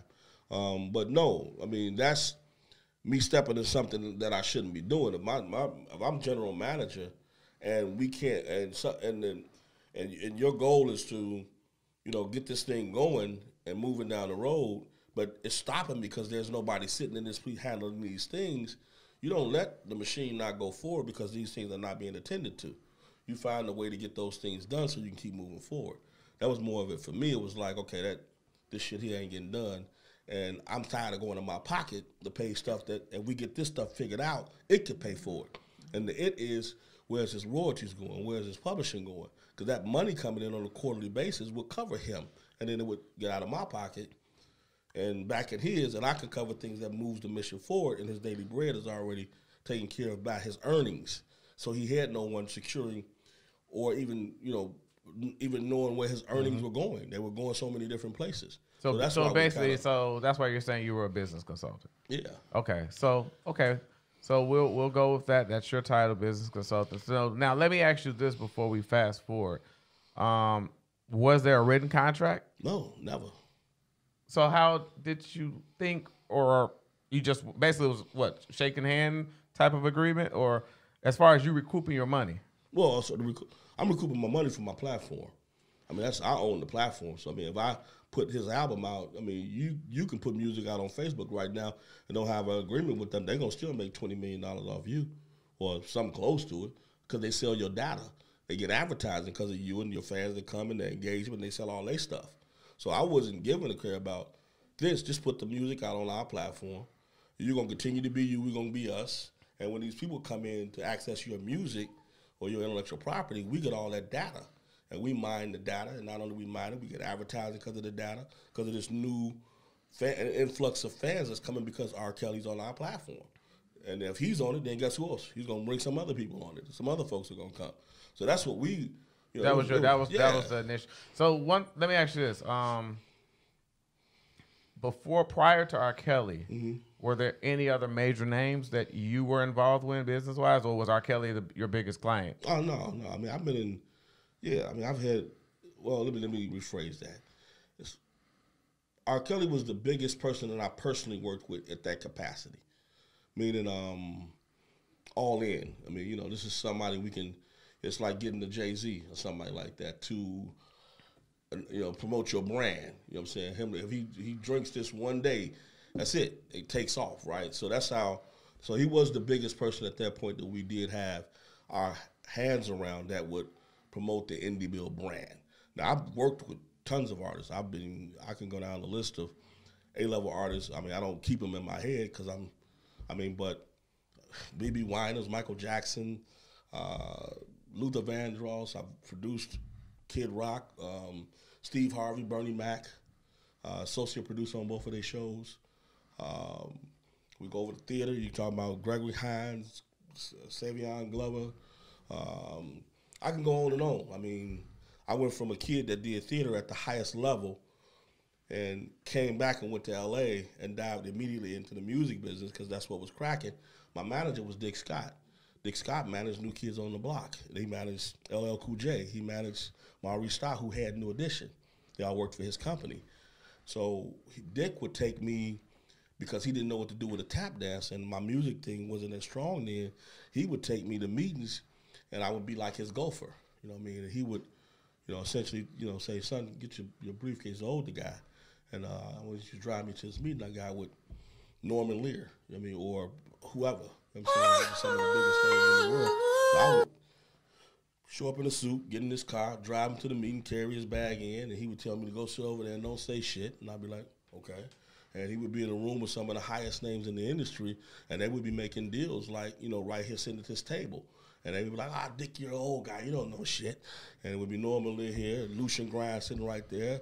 And these are names that if you're in the industry, you know who they are, right? And he's like, I'm telling you, this is going to be a fucking hit. It's going to be great. And he would call me, come here, son. And he would whisper some shit in my ear and sit down, which basically says sit down and shut the fuck up. And I'd be like, okay. And they look over like, what did he just get from him? So they would think Dick's ideas was coming So from he me have his or somebody partner else. / wife And sitting he next was to the him. job or the investment capital because they thought he was plugged into the youthful, you know, the youth. And we was feeding him stuff and he was feeding it to them. So I got in a lot of rooms with some of the top names in the industry. I mean, you can tell on a daily basis. You have, I mean, Dark Child will call me one day, Barry Gordy the next, Kerry Gordy, Barry's son the next day. I mean, he was the first person that there was an opportunity for me to have a company that I owned, have a business relationship with that person. I'm a entrepreneur, fresh in the gate, technology, you know, moved over from entertainment to technology, and my first client could potentially be R. Kelly. That's pretty good. I mean, so that's from where I was coming from with this thing. That's why I was so committed to making it happen, because what kid gets that? And I started thinking maybe God introduced me to this guy in the subway just for this moment to happen. You know, me to get this technology project to a certain point when we're ready to launch it off, and I just happen to know R. Kelly, who needs somebody like me at this moment.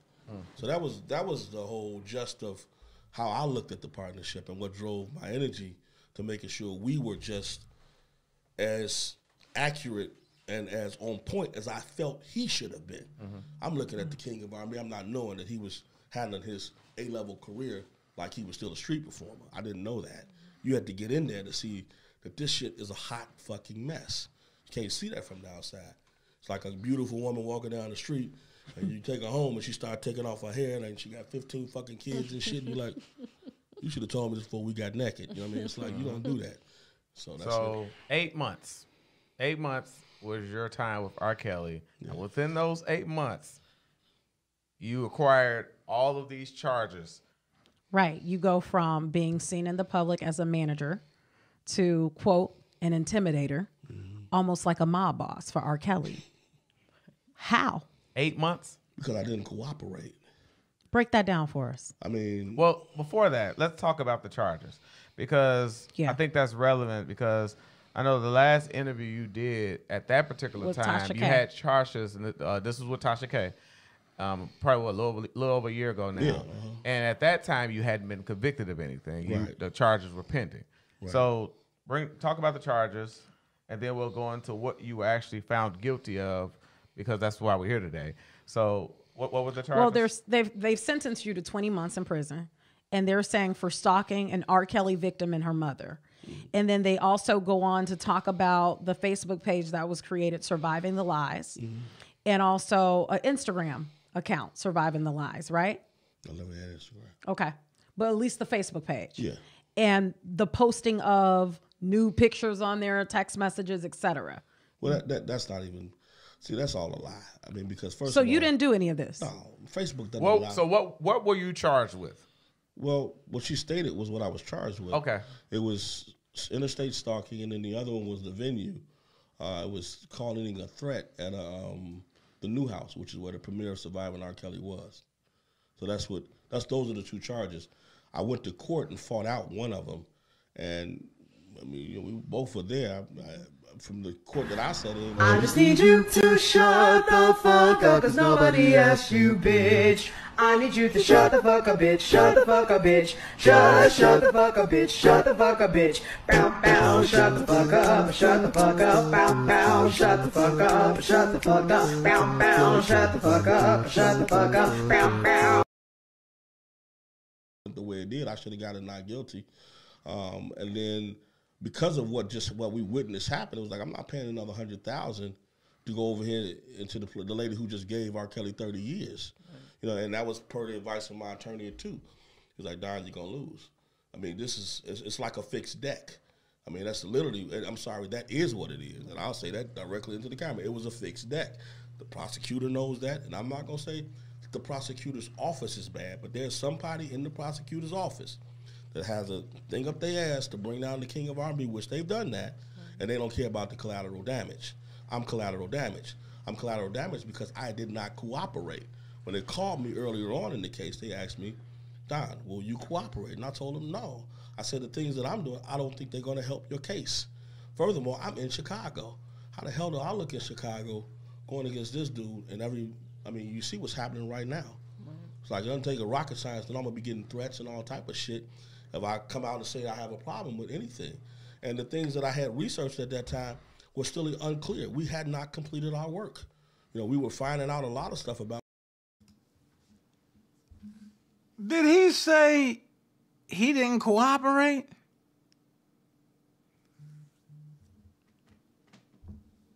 But this dude is on record under plea negotiations. You can't get under plea negotiations without cooperating. Oh, God, Jesus Christ. What was going on with his royalties and who was stealing stuff and all this shit, but it wasn't complete. We're talking about 8 months. I mean, so my team got in and we were working every day to unravel this hornet's nest of shit that was surrounding his career. You got to get through all that before you figure out what happened. And you do that how? By chasing the money. You follow the money. Wherever the money's going, chances are you're going to find some truth out of it. You're looking for money over here, you're going to run into 10 other things before you get to the money that shine the light on the truth. And that's let me ask you this, not to interrupt you. Mm-hmm. Okay, we're talking about the feds. This was a federal case. Mm-hmm. We know, the feds have a very high conviction rate. And right. Normally when they come for you, they know what they know. They got hard evidence. They got hard facts. That's what the norm is. Right. So in this case, you're saying that that's not true. You're saying you did not stalk and you did not call in that bomb threat. That was actually shown in the Surviving R. Kelly documentary. You didn't do any of that. There was never. Well, they faked. They showed the. Well, they were talking about it and showing like some video. Yeah. Well, if you see the video, it was all peaceful. I was in the trial. I mean, everybody showed video. They walked out of there peacefully. When they got out front, they started singing Mute R. Kelly. Mm-hmm. I mean, there was nothing ever that reminisced a bomb threat. And for the record, no, I did not call in a bomb threat. I mean, it's a simple, whatever. It was a gun threat. It wasn't a bomb threat. So, one, I was the only person that would, first of all, I spent $5,000 to get a cease and desist order done. That because they were infringing on his trademark.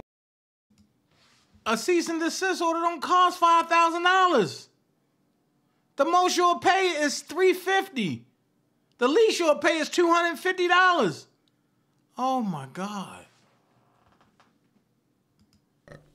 R. Kelly is a brand. I don't care what nobody thinks. It's a brand, just like McDonald's, just like Coca-Cola, just like Pepsi. It's a brand.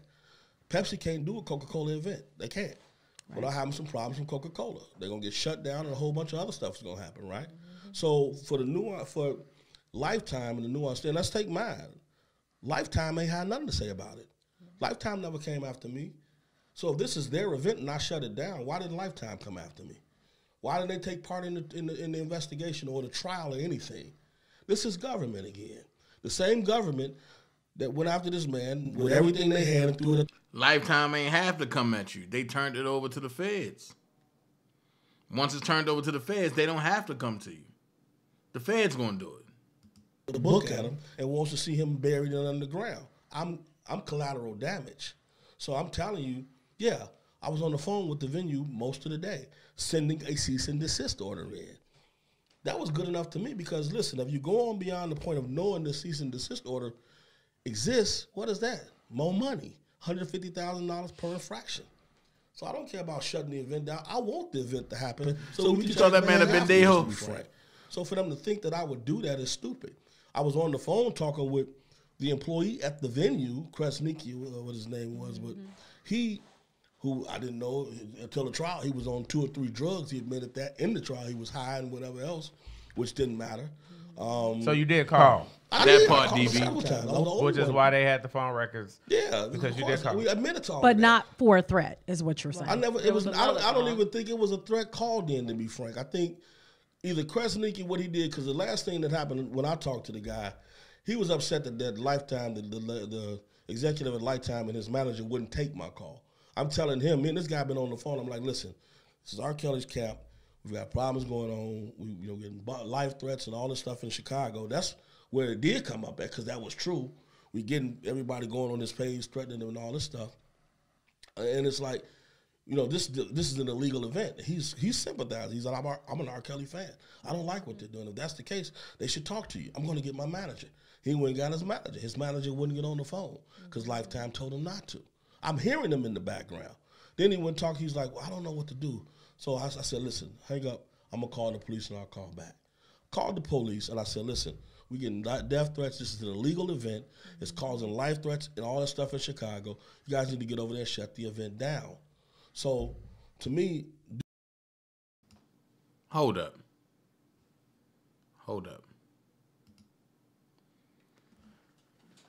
Did this dude say he called the police and said, this is a legal event, y'all guys need to get over there and shut this thing down because of threats? Now, I want y'all to think about that. He said he called the police and said, this is a legal event. I need you guys to get over there and shut that thing down because of the death threats towards R. Kelly. But it's an event about R. Kelly.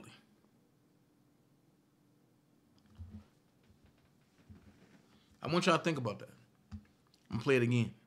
Kresnicki, what his name was, but he, who I didn't know until the trial, he was on 2 or 3 drugs. He admitted that in the trial. He was high and whatever else, which didn't matter.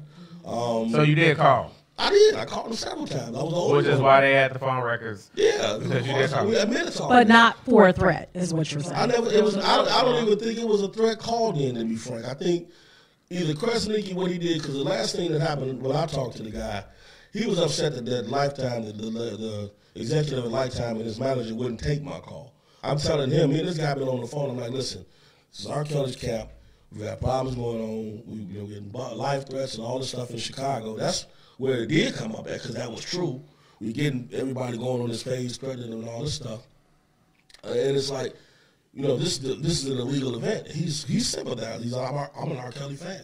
I don't like what they're doing. If that's the case, they should talk to you. I'm going to get my manager. He went and got his manager. His manager wouldn't get on the phone because Lifetime told him not to. I'm hearing him in the background. Then he went talk. He's like, well, I don't know what to do. So I said, listen, hang up. I'm going to call the police and I'll call back. Called the police and I said, listen, we getting death threats. This is an illegal event. It's causing life threats and all that stuff in Chicago. You guys need to get over there and shut the event down. So to me, doing that was like when they said, okay, we'll see what we can do. I couldn't call 911 because I'm in Chicago and that's New York. So it's not like you're going to get a direct line into 911 in New York. So I went online and found which beat that was, and I got the fire department's number. The fire department told me which precinct was closest to the venue. So I called the police department back, and they basically said, The guy that answered the phone said he would get somebody over there. That was as simple as it was. So when I called him back at the thing,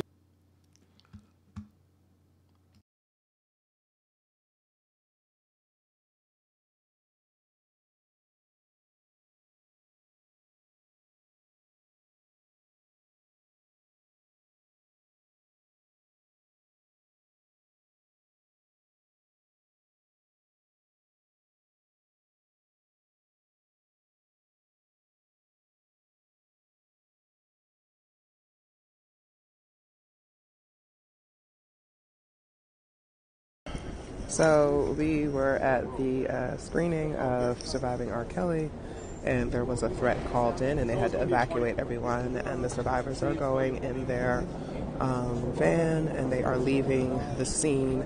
We have all been asked to go out. This was not a heavily promoted event. Incredible threat. We think it was done by obvious parties to detract from this moment and this important subject.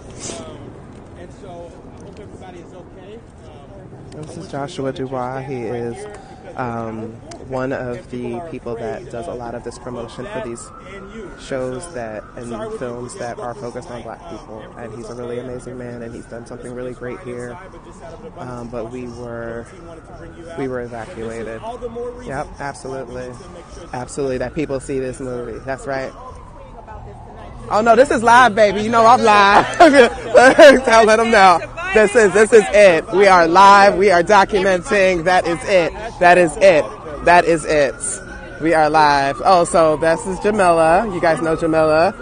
You know Sister Burke over here. You know all these other people. We are all here in this building talking about R. Kelly and how we hate that nigga and we hope he dies. You know that's real, sis. We hate this nigga. We ain't gonna shut us down. Fuck you. Ain't no threat. Ain't no threat. You ain't shutting down Lifetime. That's it. Mute R. Kelly. Mute R. Kelly out this bitch. That's right. That's right. Mute Kelly. Mute R. Kelly. Mute R. Kelly. Mute R. Kelly. Mute R. Kelly. Get that nigga out of here. Kelly. Mute R. Kelly. We got to keep these survivors safe. Got to keep these survivors safe. We were evacuated because there was a threat called in. So whenever you have a lot of black feminists in the space and you have survivors of this fucking rampant ass bastard, somebody's being funny. They think that shit is cool. It's not, but that's all right because the show is debuting on January 3rd on Lifetime. It's a 3-part series, and we're all going to be sharing the story of these survivors. And how do y'all feel about it, brother? I mean, listen, as a brother right here from Hartford, Connecticut, fuck you, R. Kelly. Yep. Ain't none of y'all gonna abuse nobody.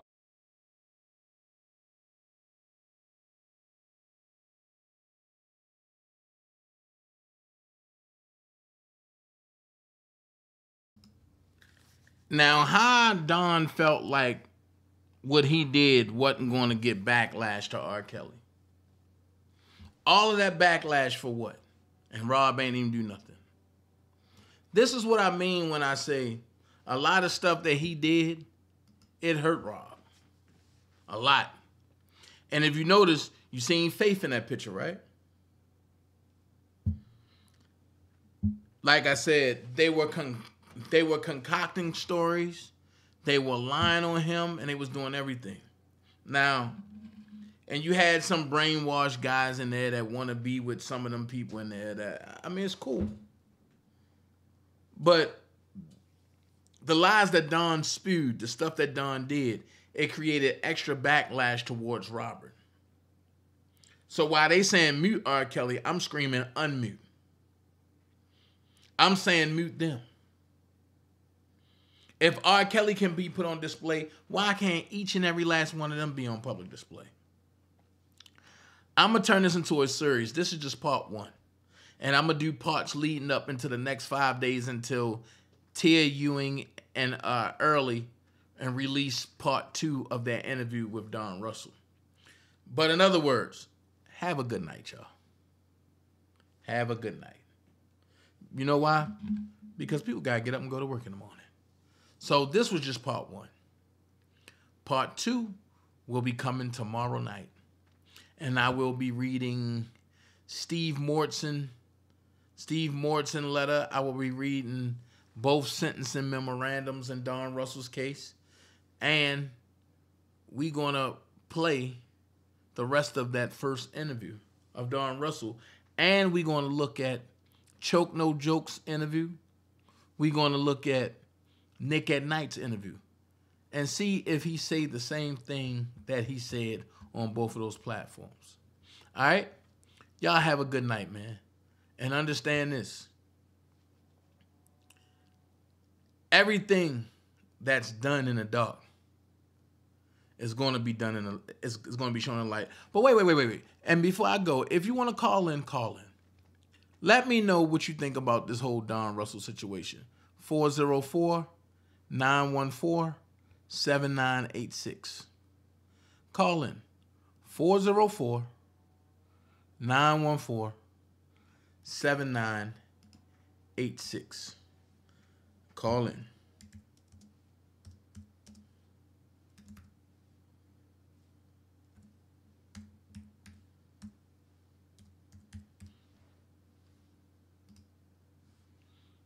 Call in.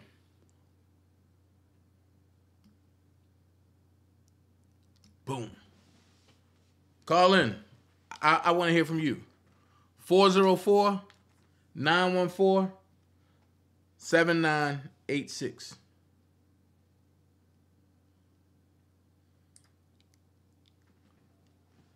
$404-914-7986.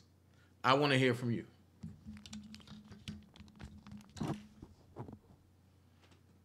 What must I say? What must I do to show how much I think about freaking you? Come on, call in. 404-914-7986.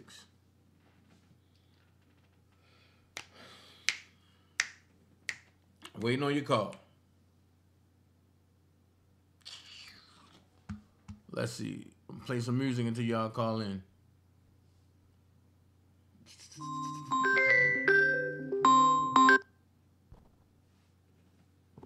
Yo, you live on the DanaJay show. How can I help you, caller? What's good, Dana? What's going on, new Black Panther? Man, I'm just listening to your live, just shaking my head, going down the road like this. I ain't finna cuss on your channel, but I mean, I'm hoping all this Jennifer Bonjean know exactly what's going on, how everything started from beginning to the end. Mm-hmm. You know what I mean? Because that man should not be sitting in jail for no 30 years for something he did. You know what I mean? It's crazy. You know what I'm saying? Everybody that was doubting you, they should be kicking themselves in their behind right now. I'll put it like that. They should be kicking themselves saying, "Damn, he was right. He was right." You know what I mean? But the hate they had for you, you know what I mean? They just embraced him because they didn't like you. So, I mean, it's crazy. I mean, it don't make no sense, you know? Facts. That's facts. Yeah, and I totally appreciate everything you said because, you know, people don't want to recognize the truth, man. And right. And it's like, and that's cool. But I mean, a lot of people is not going to recognize the truth. A lot of people is not going to, you know, understand what's really going on because they want to be in the know-how, and because they not in the know-how, okay, it got to be a lie. Exactly. But I mean, I know eventually, you know what I mean, he got free. You know what I mean? And it's like it was all a plot to he conspired with the savages. You know what I mean, to get everything started or whatever, and try to come against him and get some money, get a bag or whatever. But you know, I felt what I know you don't like people. I felt what your the cousin, I'll put it like that, the cousin was saying the other night, well, as far as even though he did a lot of this and he got this ball rolling and he did a lot of this, but it's like I felt what he was saying on his live too. It was like, okay, regardless of what happened, let's get this man free now. And then it seemed Levi appears to be a smart man or whatever. You know what I mean? I know y'all at odds or whatever, but I feel like by him coming out Timothy Savage coming out saying that he need a redo. I agree with that part, even though everybody know what he did as far as getting this thing going or whatever, you know what I mean? But I think truth is the truth and the lie is a lie. Everybody know what he did when he came out and made this big old scene or whatever, you know what I mean? But it's like, we really can't keep on saying, okay, you did this. Okay, that's water on the bridge, but I mean, he wanted his daughter back. I guess allegedly he wanted his daughter back. You know what I mean? And everything just connects with each other at the end of the day. And like the cousin was saying, you know, ain't no sense in saying what happened. Everybody know what happened. Let's get this man freed and go from there. You know what I mean? Savage and the other other guy, the other father, I think both of them should be tried, you know what I mean, and a court of law, you know what I mean, because they both played a part in this, you know what I mean, and go from there, you know. But they coming though, they coming. I think everything is getting unraveled right now. And like you said, stay away from this case. You warned everybody, stay away from this case, and everybody didn't listen. So it's like, okay, in the end, what don't come out and watch don't come out and rinse. So, you know what I mean? I'm That's the only thing I had to say. I can't hold you accountable for stuff that you don't know, right? So even even with the cousin saying let's get him free, right? Even with that,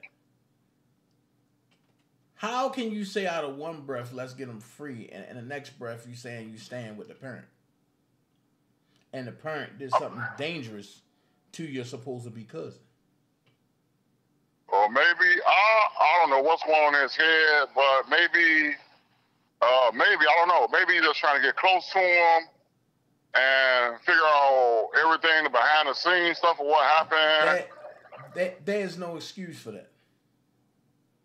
Okay, well. And you can't talk double tongue.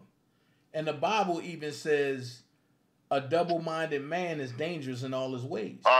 Unstable in all his ways, right. Right. So therefore, how can you trust an unstable person?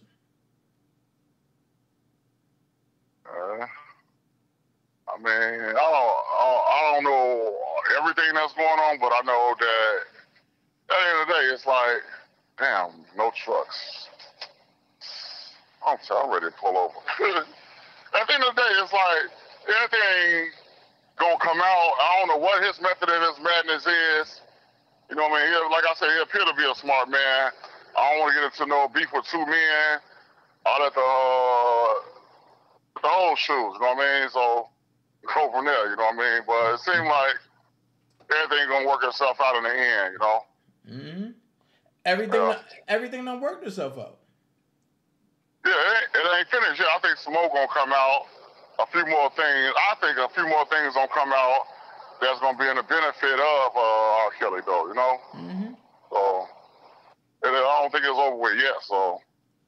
I'm gonna say this: everything that I have told everybody is playing out. I don't gotta do another live.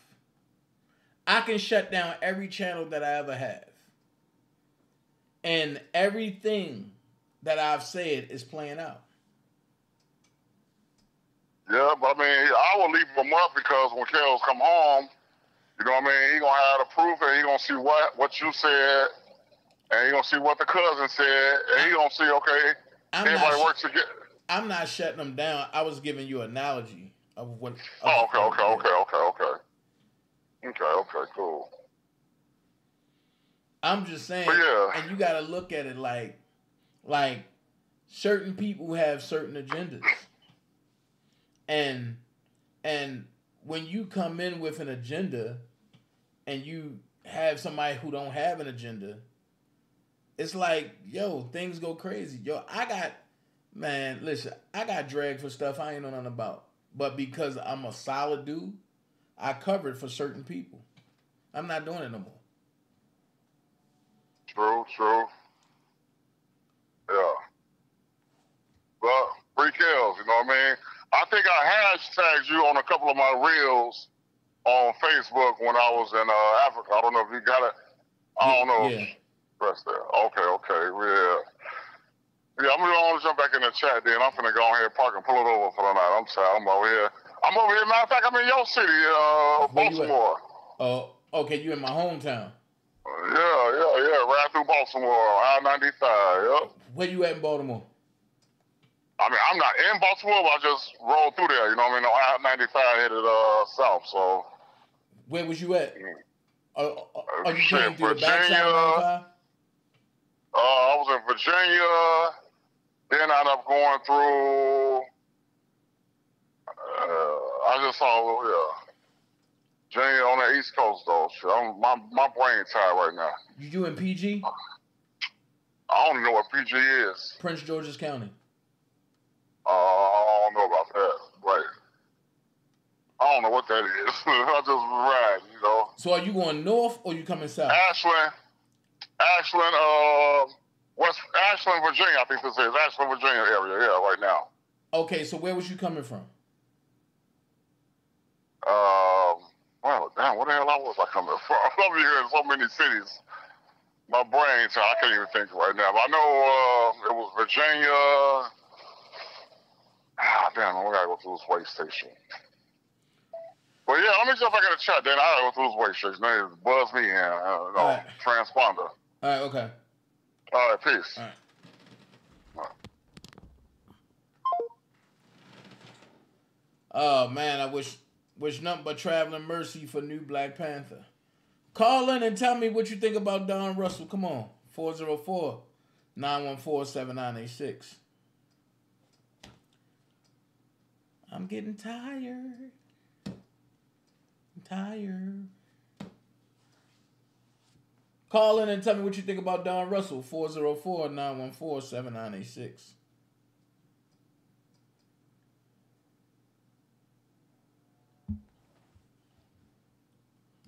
I guess don't nobody want to call in. Okay.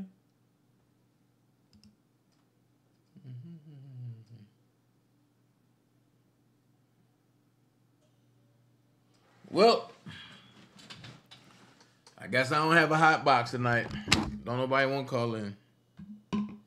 Well, I think the one person that did call in, I'll be back tomorrow. Don't forget.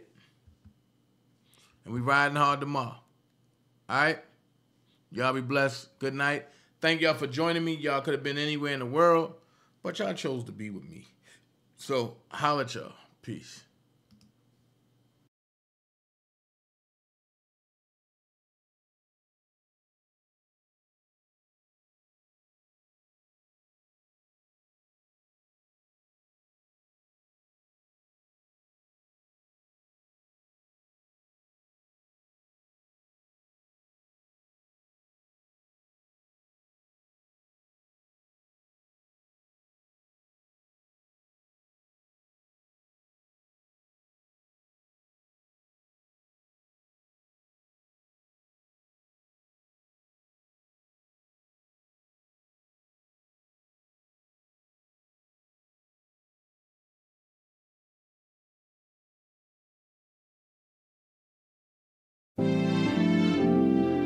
Yeah.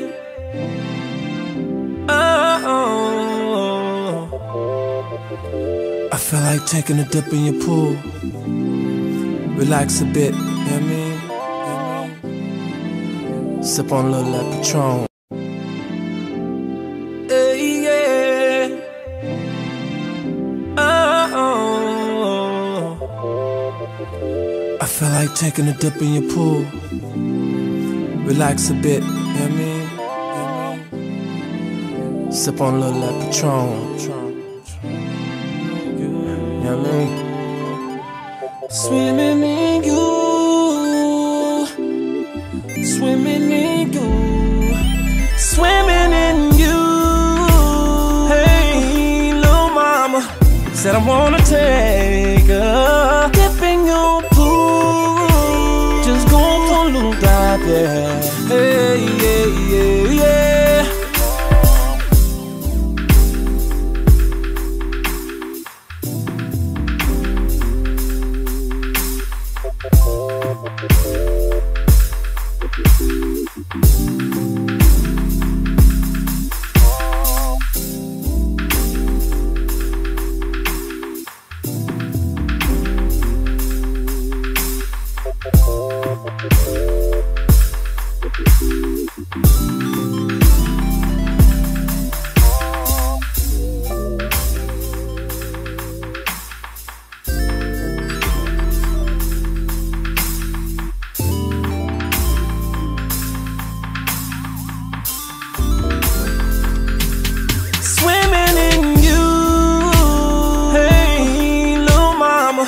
Said I wanna take a dip in your pool.